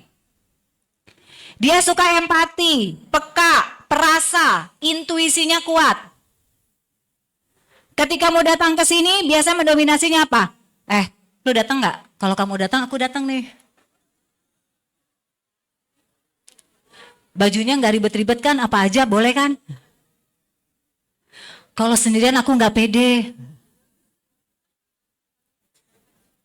Mana taruhkan diri sendiri emang seru ya. Spontaneous. Mereka-mereka yang punya inovatif, inovatif, terobosan, berpikir besar, out of the box, visioner. Wah, pematerinya dari Jakarta nih. Siapa? Gak kenal tapi bagus. Ayolah jalan aja. Karena yang buat dia adalah yang penting ilmu. Saya harus dapat ilmunya apa. Sendiri no problem. Suka terobosan. Bajunya warna coklat ya? Enggak, maunya orange nyala. Pede. Suka terobosan. Spesifik. Suka detail, menghindari resiko, lengkap, terplanning, terrapih. Nah ini sebelum pergi gini nih, biasanya nih gayanya nih. Jam berapa acaranya?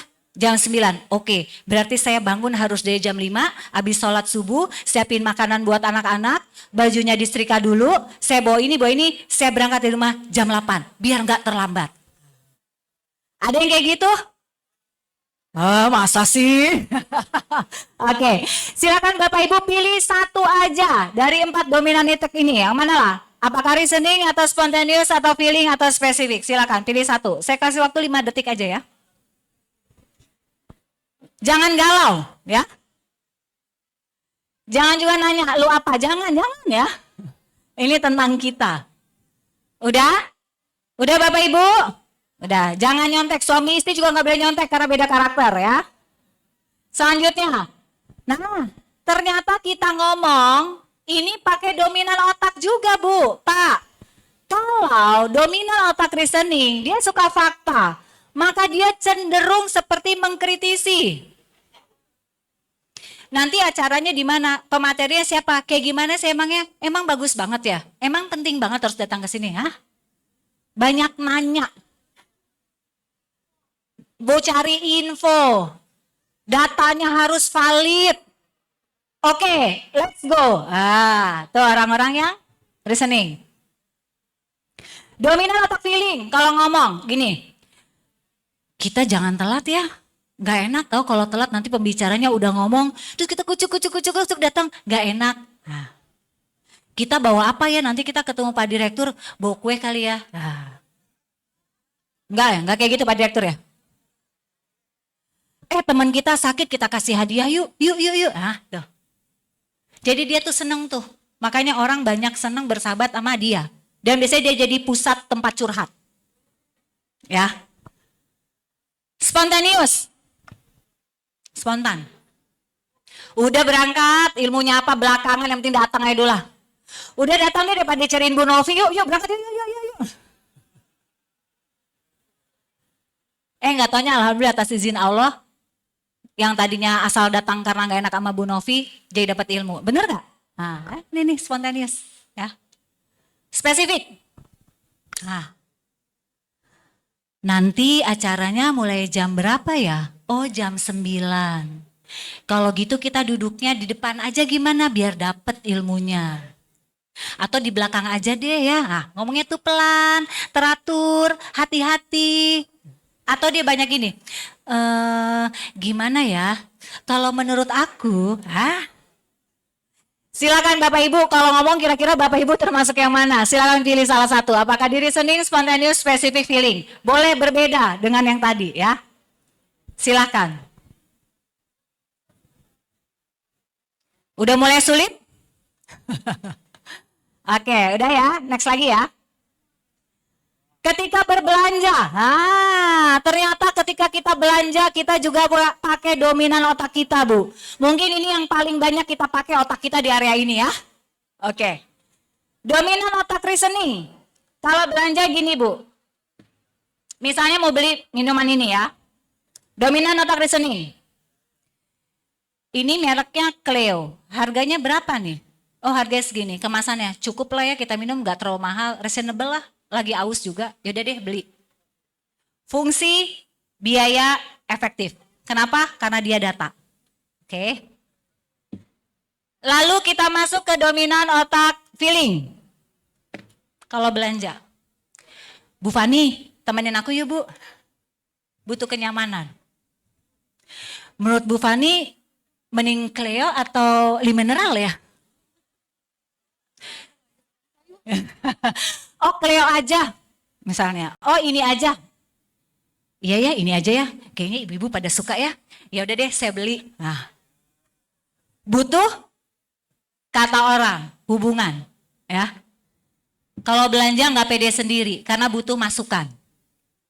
Oke. Spontaneous. Wih, baru nih botolnya keren banget. Beli deh. Sesimpel itu.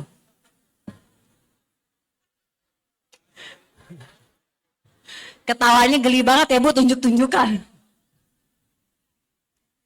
Spesifik. Ingat, dia terencana, terorganisir. Botolnya kecil ya, dipegang di tangan enak ya.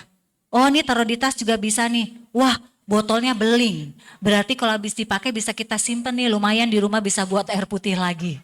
Ya udah deh, saya beli. Spesifik, detail. Bahkan desainnya tuh jadi pertimbangan dia loh.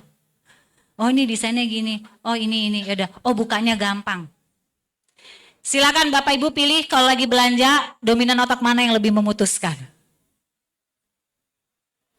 Sudah? Oke. Kalau sudah, saya mau bertanya sama Bapak Ibu. Sedikit matematika boleh ya? Gampang kok. Totalnya harus 100%. Ibu udah tahu dong tadi ciri-cirinya ya, spontaneous tuh ya seseorang visioner, ceplas-ceplos, reasoning, dia suka data, fakta, spesifik, detail, terencana, terplanning, feeling, dia peka, intuisinya kuat, suka hubungan manusia, oke? Bapak Ibu silakan diisi reasoningnya berapa persen, spontaneousnya berapa persen, spesifiknya berapa persen, feelingnya berapa persen, namun kalau dijumlahkan harus 100%, oke? Simpelnya, kalau ibu ngerasa saya feeling banget, pakai banget nih, banget saya tuh feeling banget, maka kasih skornya 35% ke atas. Ketika ngerasa saya feeling banget, saya spontaneous banget, pokoknya ada kata banget. Kalau ibu hanya ngerasa kayaknya sih saya feeling, tapi nggak pakai banget, maka silakan range-nya di antara 26 sampai 35. Kalau ibu bapak ngerasa kayaknya saya kadang-kadang ada sih spesifiknya sih, silakan di medium. 16 sampai 25%. Kalau Bapak Ibu ngerasa kayaknya aku nggak punya feeling deh, kayaknya aku berdarah dingin nih kayaknya ya. Silakan kasih 15% ke bawah. Ayo silakan, saya kasih waktu ya karena berhitung 20 detik lah cukup ya. Ya. Namun jumlahnya semua kalau dijumlahkan adalah 100%. Bu jangan lama-lama Bu, saya udah ditegur sama Bu Fani nih.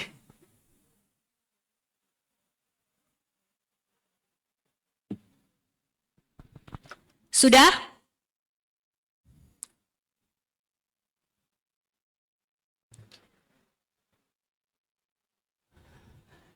Ini ngitungnya kayak serius banget nih. Udah ya. Anggap aja udah deh Bu ya Pak ya, ntar saya ditegur lagi nih. Oke. Sekarang jujur. Siapa yang paling besar persentasenya di spontaneous? Angkat tangan. Oke. Siapa yang paling besar di reasoning?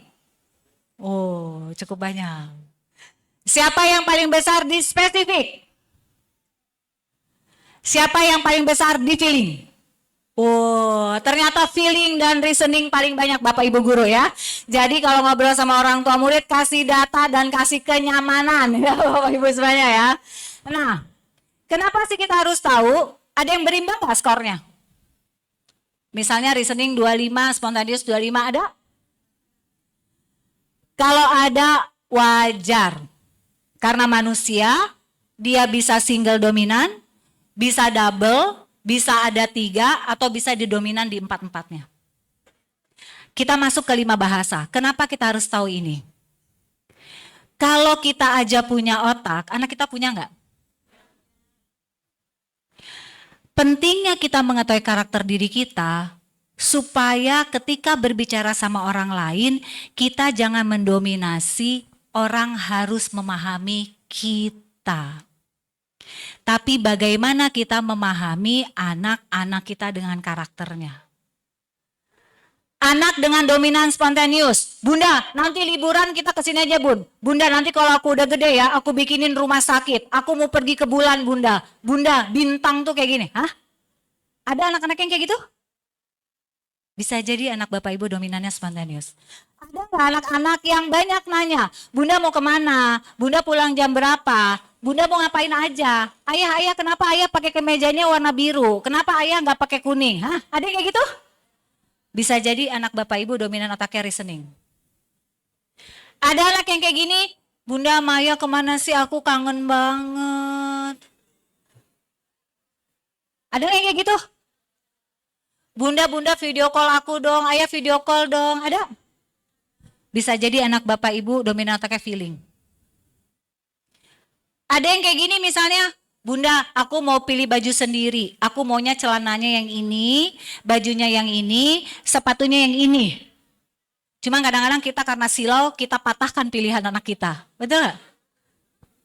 Bisa jadi anak kita dominan otaknya spesifik. Bapak Ibu, PR Bapak Ibu, kenali anak kita karakternya di mana. Maka pada saat berbicara dengan anak, ambil karakternya dia. Anak feeling, bikin kenyamanan. Nah, Bunda mau ngomong boleh nggak? Bunda sedih banget kemarin tuh kamu kayak gini. Hah? Anak feeling akan terima nasihat kita kalau dikasihnya melalui energi dia.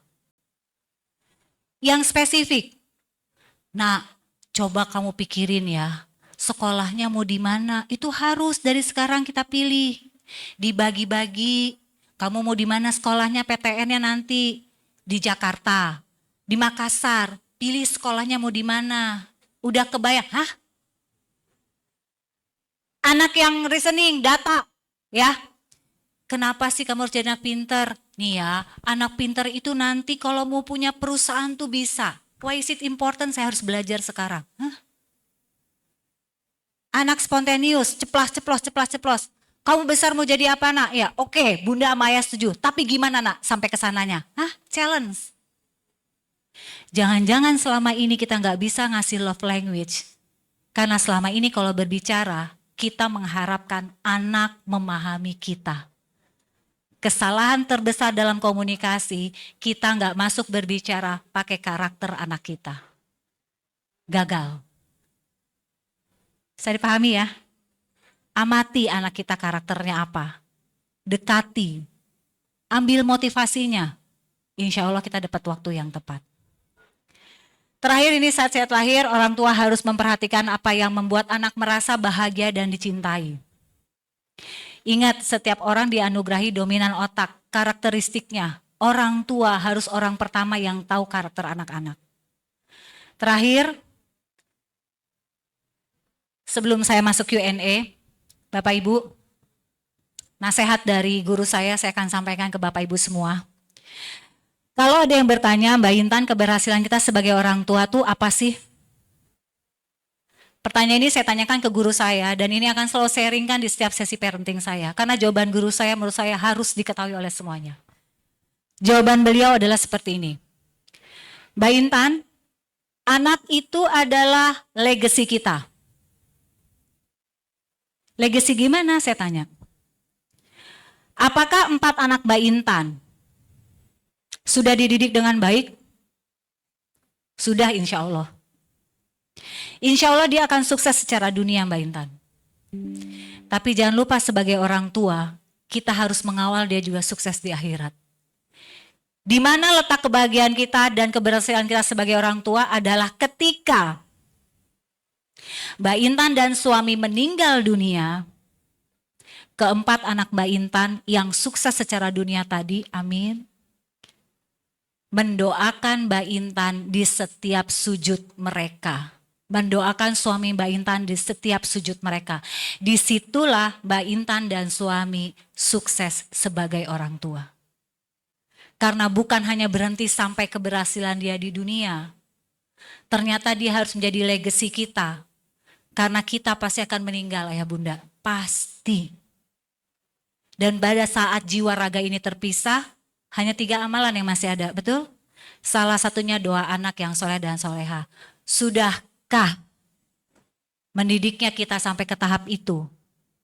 Karena jika ya, nasihat guru saya lanjutkan, maka kamu termasuk orang tua yang beruntung, karena anak-anak kamu yang sukses secara dunia itu juga tidak berhenti mengirimkan doa-doanya, sehingga doanya terangkat untuk mempertemukan kita semua di surga. Jangan lupa ya bunda, sampaikan akad ini kepada anak-anak. Nak, kita harus sukses dunia dan sekeluarga masuk surga. Itulah visi kita semua. Semoga Allah Subhanahu wa taala memberikan keberkahan buat kita semua. Terima kasih. Assalamualaikum warahmatullahi wabarakatuh. Waalaikumsalam warahmatullahi wabarakatuh. Masya Allah, materi yang sangat luar biasa sekali Bapak Ibu sekalian ya. Saya yakin setelah mendengarkan materi dari beliau, kita sudah mulai memahami nih apa karakter dan love language kita dulu. Ya. Kemudian anak kita seperti apa di rumah. Baik, sesaat lagi kita masuk di sesi tanya jawab. Silakan menyiapkan pertanyaan terbaiknya. Namun sebelumnya mohon izin ada sedikit informasi terlebih dahulu. Ya. Bagi yang memiliki mobil dengan plat mobil DD 54 CKY, mohon untuk dipindahkan karena ada mobil yang sulit untuk keluar. Saya ulangi lagi, untuk plat mobil DD 54 CKY, dimohon untuk mau memindahkan mobilnya terlebih dahulu. Baik, Bapak Ibu sudah ada yang siap bertanya? Oke, siap. Sebelum itu mungkin kita bisa tukaran dulu biar lebih presisi kan. Gimana? Katanya posisinya Ibu. Posisinya. Oh, di sini. Oh, posisi tentang prestasi. Oke, baik. Silakan yang mau bertanya Ibu. Tadi yang di depan dulu terlebih dahulu Ibu. Ibu yang jilbab kita batasi 3 dulu ya Bapak Ibu sekalian. Ibu yang jilbab hijau.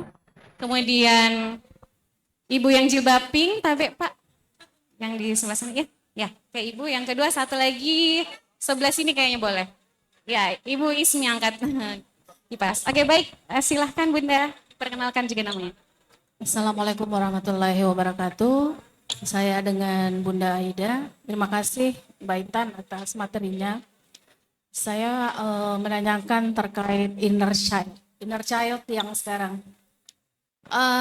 Anak saya sekarang kelas 3 SMA. Tentunya sudah melewati fase yang Mbak Intan sampaikan tadi.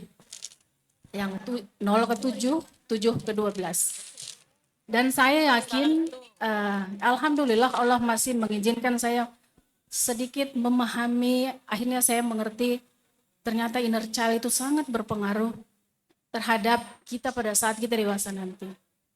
Yang saya mau tanyakan di sini, bagaimana kami sebagai orang tua, kebetulan anak saya anak tunggal dan anaknya wanita, perempuan, ya inilah masa labil mereka pada saat sekarang. Nah, kedepannya kan dia nanti akan menjadi ibu. Untuk menguasai atau untuk apakah bisa kami mengetahui inner child apa sih yang sebenarnya di alam bawah sadar mereka apa yang sudah tertanam di mereka, ada kesalahan kita yang kita tidak sadari, apakah itu marah atau apa perilaku kita seperti itu, apakah trik atau apa yang kami harus lakukan di anak yang sudah menginjak dewasa, apakah karena ada beberapa saya mendengar bahwa emosi itu sebenarnya jangan kita tekan. Emosi kepada anak biasanya kan kalau kita anak menangis kita marah, jangan nangis, jangan nangis, jangan nangis gitu. Atau mungkin dia berbuat salah kita malah seharusnya yang kalau mudah-mudahan ini benar pemahaman saya Mbak Intan bahwa emosi itu seharusnya biarkan saja kita menerima emosi itu. Nanti setelah itu kita akan lepaskan. Nanti emosi itu akan terurai dengan sendirinya. Jadi mohon penjelasannya apa yang kami ibu-ibu lakukan jika memang inner child anak-anak kami yang sebenarnya yang kami belum mengetahui apa itu ilmunya bisa kami minimal untuk merubah atau meminimalkan yang namanya inner child ini. Terima kasih. Baik, ini langsung dijawab? Ya, Oke, langsung boleh, ya. langsung dijawab. Ya. Baik, terima kasih ibu-ibu semuanya, terutama buat yang bertanya, Masya Allah Ibu. Kalau untuk mengetahui inner child yang terjadi sama anak kita tentunya sangat sulit ya, karena yang merasakan tuh anaknya. Dan bahkan mungkin dia belum merasakan sekarang, tapi nanti. Jadi kita nggak bisa, kalau kita misalkan paksa bertanya pun khawatirnya nanti anak kita juga malah nggak mau terbuka sama kita, mamaku maksa banget sih gitu. Namun ada yang bisa kita lakukan nggak? Insya Allah ada. Namanya adalah kesadaran. Nah, kenapa sih kita harus datang ke acara-acara parenting belajar? Bu, jangan lupa anak kita tuh legacy. Justru nanti ini kepada at the end-nya kita bertumpunya sama mereka, minta tolongnya sama mereka kan nantinya kan. Lalu apa yang dilakukan jika kita pernah melakukan kesalahan? Membentak misalnya ya, atau kita pernah mengeluarkan kata-kata yang nggak enak buat dia dan kita nggak tahu nih mana yang menyakitkan buat dia. Yang pertama saya ambil pendekatannya dari psikologi Islam ya Bu ya. Karena anak kita itu adalah titipan, berarti kita menyadari kita mungkin ikut andil merusak titipan ini. Baik disadari maupun tidak. Maka minta pertama kali memaafkannya ke siapa? Sang pemilik. Maka kalau di psikologi Islam tuh sebelum kita melakukan terapi, pasti yang pertama kali dilakukan adalah bertobat. Karena kita kalau bicara jiwa tuh intangible. Psikolog juga nggak bisa loh ngerapihin jiwa seseorang, nggak bisa. Sementara kita tahu hati kita kan di antara dua ruas jarinya Allah yang melembutkan. Tuh. Kapan waktu terbaik? Kalau di bule ada namanya mindfulness.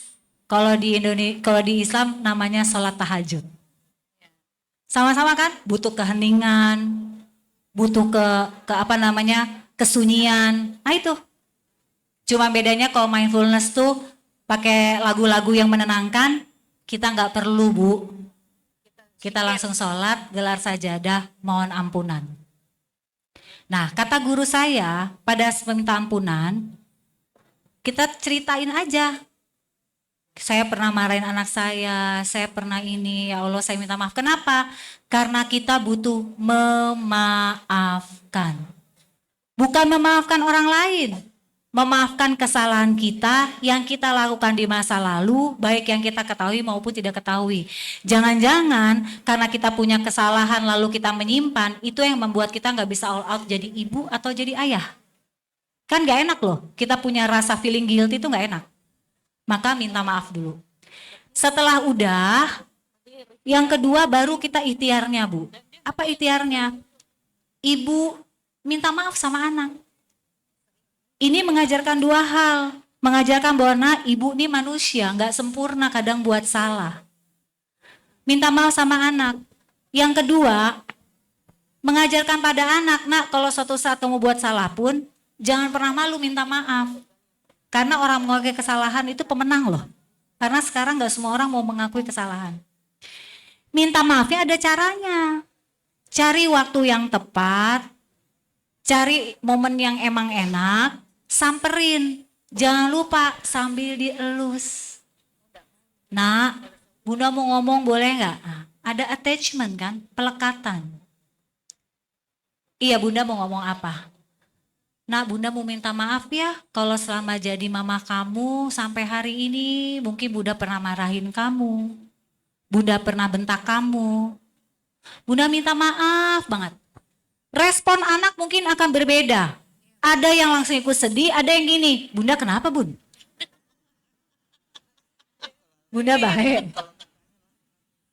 Itu terjadi sama saya. Waktu saya berpindah ke parenting, Bu, rasa yang Ibu rasakan itu saya rasakan. Sewaktu anak saya yang laki-laki, kalau ngobrol sama saya, nggak mau lihat mata saya. Buat saya itu kegagalan terbesar.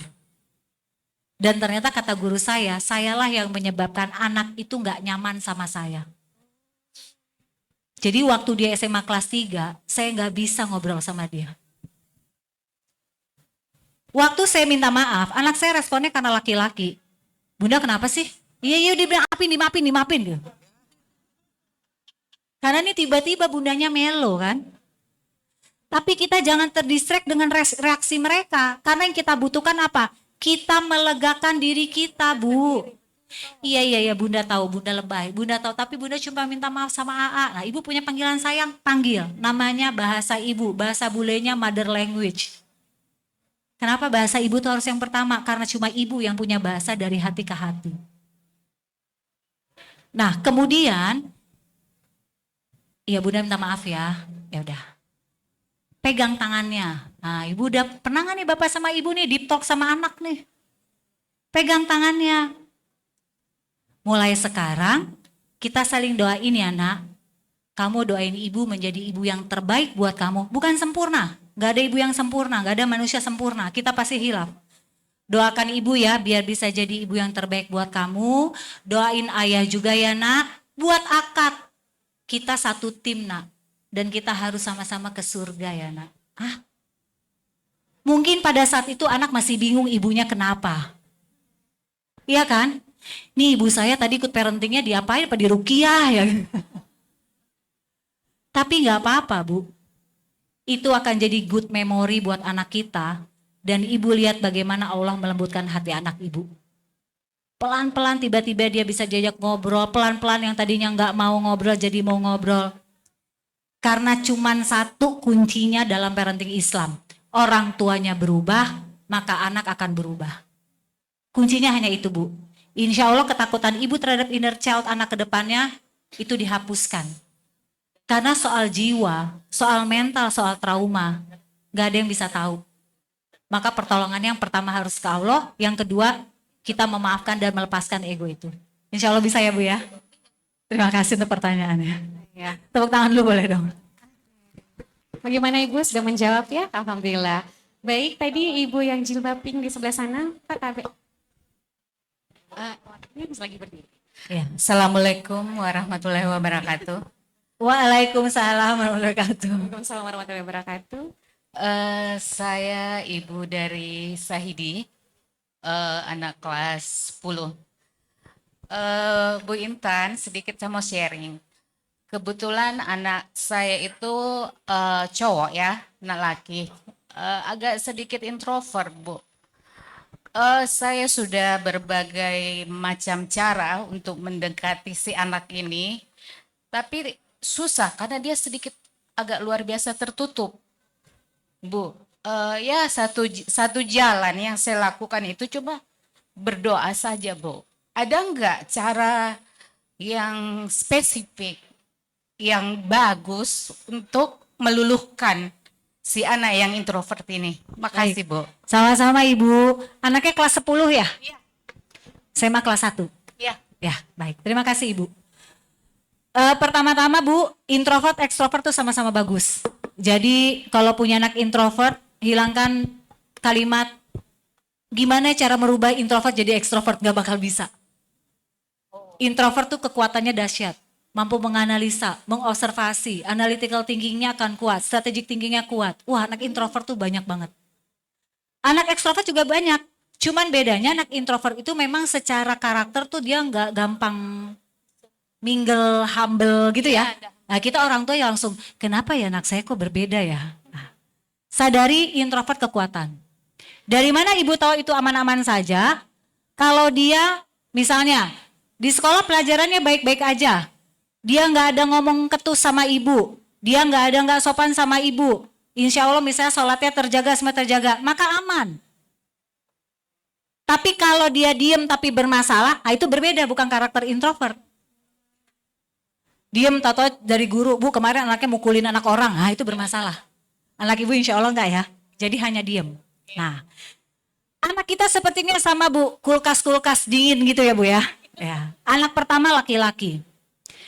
Sadari laki-laki itu memang punya keterbatasan dalam berkalimat. Laki-laki itu cuma punya 5.000 sampai 7.000 kata per hari. Perempuan Masya Allah 25.000 kata bu. Maka perempuan itu kan kalau chatting ke suaminya kan, papa aku hari ini ke sekolah ya, ada acara parenting, nanti habis ini apa gini, bapaknya oke. Mending oke-nya oh sama kak nggak tak doang. Oke. Kita, nih emang nih ya laki gue nih ya. Nah, aku udah ngomong panjang lebar gini, ngomongnya kayak doang. Nih emang dia udah berubah nih. Kemana-mana. Padahal sebelumnya mungkin dia udah presentasi atau udah habis tuh bu, 3.000 kata tuh bu. Ya, jadi anak laki-laki ibu pun ternyata punya kata yang limitnya minimal. Tapi tadi saya bilang bu, mungkin anak kita bukan modelan yang bisa ngomong panjang lebar. Tapi ibu lihat dari sikapnya. Kalau kayak tadi, saya sakit, dia nggak pernah ngomong bunda sakit ya, enggak. Ngasih obatnya gini, diminum bun, jangan nggak diminum. Kadang-kadang kita, ya Allah nih anak kayak nggak ada. Ternyata itu bentuk dia sayang sama kita. Maka kita orang tuanya sebagai ibu, kita punya bahasa ibu. Nah, mau dong bunda diomonginnya tuh, bunda, gitu bu.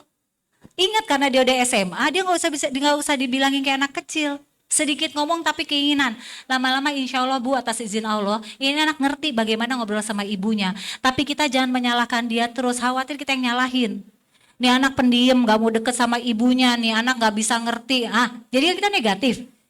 Bisa jadi yang kita negatifin potensinya loh bu. Karena kalau anak-anak dominan spesifik, dia gak akan banyak ngomong. Tapi dia terorganize, dia terplanning. Jadi gimana caranya? Ibu aja yang banyak ngungkapin. Misalnya anak ibu melakukan kebaikan. Gitu dong nak, Masya Allah mama seneng banget. Udah sih. Mungkin dia akan cool bu. Apaan sih bunda? Ya. Nah kitanya jangan baper lagi. Ingat ya bu, laki-laki pakai akal, perempuan pakai perasaan. Kata laki-laki, kata anak laki-lakinya, saya udah baik itu segitu sama ibu. Kata ibu karena pakai perasaan, dia cuek banget sama ibunya. Gak ketemu akhirnya. Yang perlu disadari, kita kalau berbicara mengikuti karakter anak, sehingga jangan terjadi asumsi. Ya, insya Allah anak ibu baik-baik aja. Ya, terima kasih ibu. Terima kasih Bu, penjelasannya bagaimana Bunda? Sudah cukup apa perlu tambahan? Oke, aman. Cukup ya, Baik, kegelisahannya tadi- hilangkan. Oke. Baik, selanjutnya ke Ibu Ismi, barangkali bisa dibantu panitia mic-nya. Iya, di sebelah kanan Ibu Ismi.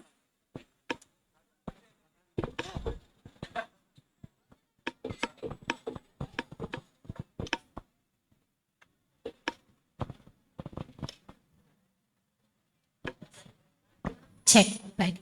Bismillahirrahmanirrahim. Assalamualaikum warahmatullahi wabarakatuh. Waalaikumsalam warahmatullahi wabarakatuh. Ya, terima kasih atas kesempatan yang diberikan. Perkenalkan, nama saya Ibu Ismi. Saat ini saya mempunyai 2 anak, laki-laki dan perempuan yang masih usia TK dan SD. TKA dan kelas 1, seperti itu. Jadi begini Ibu. Tadi saya melihat ada 4 ya bagian otak, yang reasoning, feeling, specific dan spontaneously. Ya. Jadi saya lihat tadi itu contohnya feeling itu kayak ngungkapin, ngomong. Nah, gimana cara mengenal karakter anak itu dari perilakunya? Seperti anaknya kayak gini. Numpahin mainan, ditumpah saja mainannya, terus ditinggalin, tidak dimaini. Barangnya diserakin aja, tapi tidak dimain, padahal itu mainan. Tuh. Terus ada juga karakter anak kayak gini, perilakunya kayak gini. Barangnya banyak yang dibawa, tapi sering lupa dibawa pulang kembali. Nah, kayak gimana itu mengenali karakter anak dari 4 bagian tadi, Bunda? Kayak 4 bagian Dominan. otak ini. Iya, supaya kayak gini. Saya sebenarnya kalau anaknya kayak seperti itu, ya pastinya tanduk naik tanduknya. Tanduknya di 6 ya Bu. Jadi kayak kesabaran itu, aduh. Kalau saya tipis untuk menghadapi anak yang buat emosi Itu kayak kayaknya gitu. anak ibu meluk ibu tuh. Tenang Bu, calm down, calm down. Iya, salah satunya dia ikut soalnya nggak ada yang jaga, jadi saya bawa. Baik. Tapi penasaran dengar materi. Ya, seperti itu. Makasih. Assalamualaikum warahmatullahi wabarakatuh. Waalaikumsalam warahmatullahi wabarakatuh. Ibu-ibu berbeda ya karakter dan perilaku. Kalau berantakin mainan terus gak ngerapiin tuh perilaku, kebiasaan.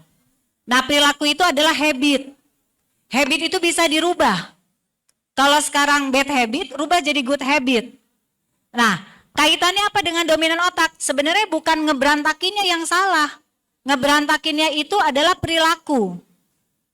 Maka yang harus dibiasakan dan kita ciptakan adalah good habitnya. Kalau habis main harus masukin kotak, kan good habit kan? Nah menciptakan good habit itu baru kita masuk ke karakter anak.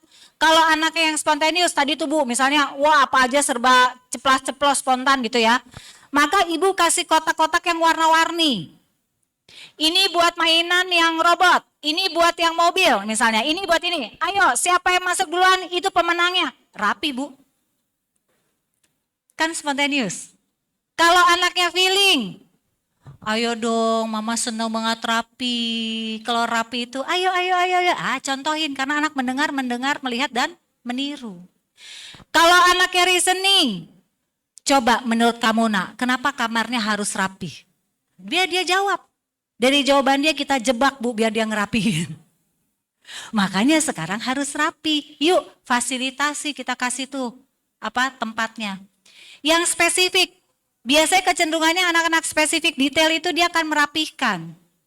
Cuman dia seneng yang serba ada tempatnya. Oh ini buat robot aku, oh ini buat klem perempuan buat ikat rambut aku, oh ini buat bros aku. Seneng tuh Bu. Nah ibu fasilitasi itu. Jadi yang harus ibu lakukan dua hal. Pertama sadari berarti yang harus dirubah adalah perilakunya, habitnya. Dari bad habit menjadi good habit. Kita harus mencontohkan.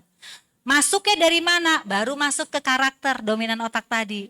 Jadi kurang lebih kayak gitu ya Bu ya. Yang harus dirubah adalah change habitnya ya. Terima kasih Ibu. Oke, bagaimana Bu? Aman ya? Oke, kita masih ada kesempatan untuk satu penanya lagi karena dibatasi oleh waktu. Yes. Oh iya boleh. Oh iya, silakan Bunda. Iya. Yang Ibu siapa? Ibu Hani. Laki-laki tuh Bu katanya Bu. Nanti saya pulang dijegal lagi Bu. Iya, Ibu Hani atau yang dari laki-laki nih? Yang laki-laki.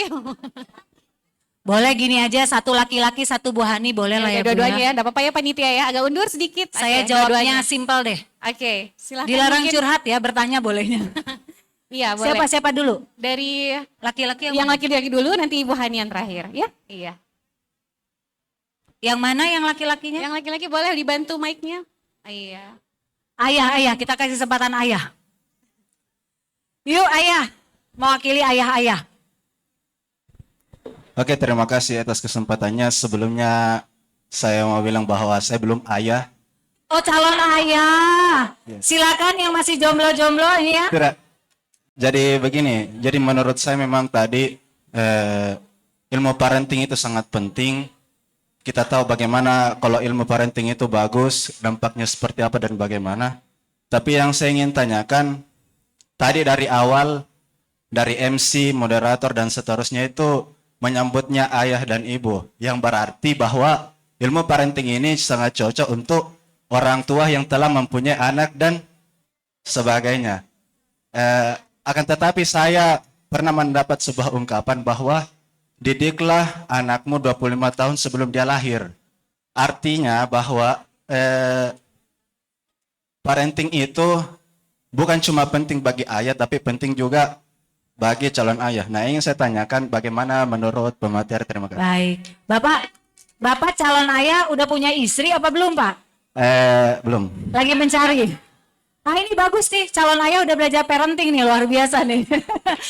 Tepuk tangan dulu dong, tepuk tangan. Baik, yang pertama kenapa tadi kita panggil ayah ibu, karena kan dalam anggapan saya semua adalah parents dari orang tua murid sini. Tapi ternyata ada yang single lilah ini ya. Saya sepakat dengan ucapan tadi ya, bahwa malah saya sangat setuju jika ada kelas parenting buat mereka yang belum menikah. Kenapa? Karena saya ini termasuk yang babak belur. Karena belum nikah saya panggilnya Kak aja ya. Saya termasuk yang babak belur Kak. Saya baru tahu saya punya parenting yang salah, pola asuh yang salah ketika anak pertama saya kelas SMA kelas 12. Berarti udah berapa belas tahun tuh Bu? 15-16 tahun, betul nggak? Berarti saya babak belurnya di mana? Saya belajar tapi saya memperbaiki, langsung praktek, bener kan? Nah itu susah. Maka kenapa kita butuh belajar? Maka saya setuju ketika tadi kakak bilang harusnya sebelum menikah belajar dulu, setuju. Karena sekolah jadi orang tua tuh nggak ada, bener nggak? Nggak ada. Tapi ujiannya setiap hari, setiap detik.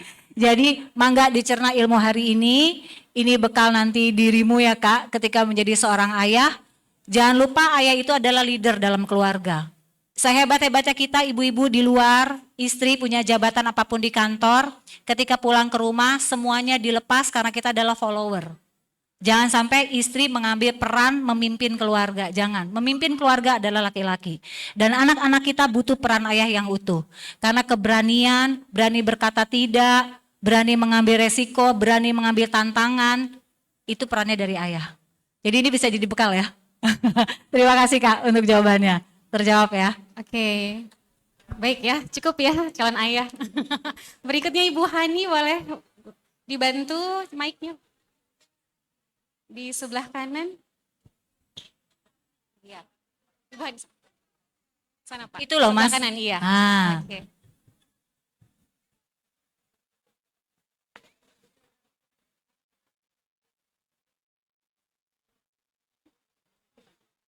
Cek.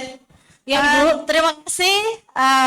Sebelumnya saya minta maaf, mungkin karena saya terlambat. Jadi saya duduknya di paling gelap bagian sini dan saya baju hitam. Lain kali kalau seminar saya datang depan-depan. Biar kalau mau angkat tangan dilihat. Dari tadi saya dulu angkat tangan, tidak dilihat. Baik Ibu. Assalamualaikum warahmatullahi wabarakatuh. Waalaikumsalam. Perkenalkan nama saya Bu Hani. Sebelumnya saya pernah mengikuti seminar parenting dari Bu Intan Erlita. Waktu itu di acara yang sama, tapi hari ini suasana yang berbeda. Sebelumnya itu di acara MK Safia yang binaan Ustazah Irma. Ah iya. Nah, saya di situ juga curhat. Waktu itu nangis-nangis. Hari ini karena mungkin terlambat, saya nangisnya telat. Iya, jujur saya punya acara yang sama, kesibukan yang sama, tapi karena saya ingin sekali mendapatkan ilmu dari seminar parenting ini. Saya tinggalkan dulu acara saya, Bu. Saya datang ke sini hanya ingin bertemu dan mendapatkan ilmunya. Amin. Jujur kami sebagai orang tua itu, kami di keluarga itu pekerja suami istri. Suami keluar kota dan saya sendiri kerjanya dari pagi boleh dibilang sampai malam.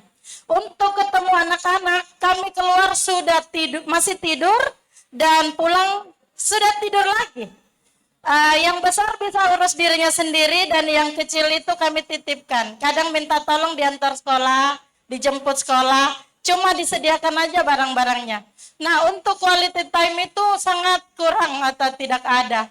Pertanyaan saya di sini, bagaimana kami menghadapi anak-anak kami yang begitu sibuknya, sehingga kami tidak mengenal karakter anak kami. Apakah kami harus resign atau apa seperti itu? Terima kasih. Assalamualaikum warahmatullahi wabarakatuh. Waalaikumsalam warahmatullahi wabarakatuh. Tepuk tangan dong buat Bu Hani dong, Masya Allah. Bu Hani, kalau menjawab pertanyaan Bu Hani harus resign atau enggak, itu terserah Bu Hani ya. Nanti saya diprotes sama ibu-ibu yang masih kerja. Oke, saya coba menjawabnya secara general aja ya dan singkat karena waktu. Pertama, ibu-ibu yang bekerja, ayah yang bekerja, jangan pernah merasa bersalah dengan pilihan bekerja. Karena setiap orang punya struggling dan punya pertarungannya masing-masing dalam rumah tangga. Itu dulu. Karena kalau kita mengurus anak dengan perasaan bersalah tuh nggak enak banget. Ya. Jadi nikmati momennya. Tapi apa yang harus dilakukan? Jangan lupa peran kita sebagai ibu sama ayah. Jadi manusia tuh punya peran besarnya tuh. Ada profesional, ada personal. Personal ini sebagai ibu, sebagai istri atau suami. Itu yang intinya dulu, terlepas dari kita sebagai menantu, adik, kakak, dan lain-lain. Intinya 3 dulu. Peran ibu orang tua tuh nggak boleh hilang. Karena bekerja, jangan merasa bersalah dan jangan pernah membandingkan diri kita dengan orang tua yang tidak bekerja. Karena nggak head to head, harusnya apple to apple. Nggak pernah bisa kita akan bandingin apel sama jeruk, nggak bisa. Maka yang terjadi yang pertama, ibu yakini dulu bahwa yang ibu jalani sekarang ini memang demi anak, bekerja demi anak, itu dulu. Minta keberkahan dari Allah, itu dulu. Yang kedua, berhenti membandingkan dengan orang-orang yang tidak bekerja. Contoh gini, enaknya dia ya bisa tiap hari ketemu anak, antar jemput anak. Semakin kita punya rasa bersalah begitu Bu, di pekerjaan kita nggak maksimal, jadi orang tua juga nggak maksimal. Padahal hidup itu pilihan dan punya konsekuensi. Maka ketika ibu memilih bekerja, hilangkan tuh perbandingan dari mereka-mereka yang tidak bekerja. Karena itu akan membuat kita secara otoritas jadi lemah. Yang ketiga apa yang dilakukan? Bu, saya banyak ketemu orang yang orang tuanya bekerja, anaknya santun, baik, sukses, soleh, dan soleha. Pernah ketemu? Pernah dan banyak. Kuncinya Bu, di quality time. Gak bisa Senin sampai Jumat, Sabtu, Minggu. Sabtu Minggu gak bisa, kalau saya bisa orang, tapi suami saya di luar kota. Gak apa-apa, quality time sekarang kita dipermudah dengan gadget. Tapi ada syaratnya. Pak, setiap weekend kita video call ya Pak. Dibuat komitmen. Setiap hari Sabtu jam 7 malam nih Pak, atau habis Isya 7:30 kita video call. Tapi Papa di sana ready, kita sama anak-anak ready. Yang terjadi video call dengan yang di luar kota tuh kadang-kadang kita sambil nyetir, betul nggak? Pak lagi apa Pak? Ya tuh anak-anak tuh Pak, terus anak-anaknya sambil main game. Pak, oke, ya. Akhirnya video call yang sejatinya cuma 5 menit nggak jadi quality time tapi hanya sebagai penggugur kewajiban udah laporan. Maka pastikan punya 1 minggu itu quality time. Ini nih papa lagi makan nih, lagi makan mie. Oh kalau di rumah enak banget nih padahal bisa masakan mama. Oh kita juga lagi makan nih Pak, makannya ini. 5 menit 10 menit. Tapi kalau setiap minggu ibu lakukan, insya Allah itu menggantikan waktu-waktu kita yang gak bisa ketemu. Poinnya adalah peran ayah ibunya yang gak boleh hilang. Karena anak butuh good memory untuk menjadikan karakter anak kuat. Gak bisa hadir di assembly sekali waktu misalnya gak apa-apa. Tapi kalau bisa orang tua hadir salah satunya. Kan assembly atau family gathering kan biasanya udah ada dari sekolah tuh. Udah dikasih tahu kan. Nah dicatat buat orang tua yang bekerja. Tolong dicatat kalau anak-anak kita mau perform. Kalau ayahnya nggak bisa hadir, minimal ibunya hadir. Ibunya nggak bisa hadir, ayahnya bisa hadir, minimal ada kakaknya. Jangan babysitter atau mbak yang hadir. No. Karena itu kebanggaan buat anak loh. Kalau di panggung Bapak Ibu perhatikan deh. Anak kita tuh di panggung celingak-celinguk nyari siapa sih? Mama aku datang nggak? Papa aku nggak datang nggak? Itu good memory. Itu namanya quality time. Ambil rapot, ya artinya di sela kesibukan kita, momen-momen penting tertentu jangan missing. Karena itu akan melekat buat dia seumur hidup. Selebihnya ibu bekerja, bapak bekerja silahkan. Yang terpenting peran kita sebagai ibu dan ayah di momen-momen terpenting mereka sebisa mungkin kita hadir dan ada komunikasi. Gak harus tiap hari, tapi jadikan momen-momen quality time itu menjadi hal yang dirindukan. Semoga ini menjawab ya Bu ya, karena dari saya ngobrol orang tua yang bekerja, mereka sukses di karir, sukses mendidik anak, kuncinya di quality time. Quality time bukan tentang seberapa sering, tapi seberapa berkualitas ketika kita bertemu dengan anak. Itu yang mewahnya. Kurang lebih kayak gitu ya Bu Hani ya, terima kasih Bu Hani. Masya Allah, semoga bisa menjawab pertanyaan dari Bu Hani ya. Baik Bapak Ibu sekalian, sayang sekali kita dibatasi oleh waktu sehingga untuk sesi tanya jawab kami cukupkan terlebih dahulu. Sebelumnya kami ucapkan terima kasih banyak kepada narasumber kita hari ini Bu Intan. Terima kasih banyak informasi dan ilmunya. Semoga Sama-sama. bisa menjadi amal jariah juga untuk Ibu. Amin, Allahumma amin. Iya, dan terima kasih juga atas antusiasmenya Bapak Ibu sekalian yang sudah hadir. Masya Allah sekali, luar biasa. Semoga apa yang kita terima hari ini bisa kita terapkan di rumah, langsung dipraktekkan ya Bapak Ibu ya. Baik, jangan lupa kita tepuk tangan dulu untuk kita semua. Oke, baik. Saya akhir kata, saya Fani Farah, mohon maaf dalam sesi tadi apabila ada hal-hal yang tidak berkenan dalam memandu sesi ini, mohon maaf. Oke, saya kira cukup untuk sesi ini. Jangan lupa isi baterai cinta Bapak Ibu sekalian. Terima kasih, sampai jumpa di acara berikutnya. Assalamualaikum warahmatullahi wabarakatuh.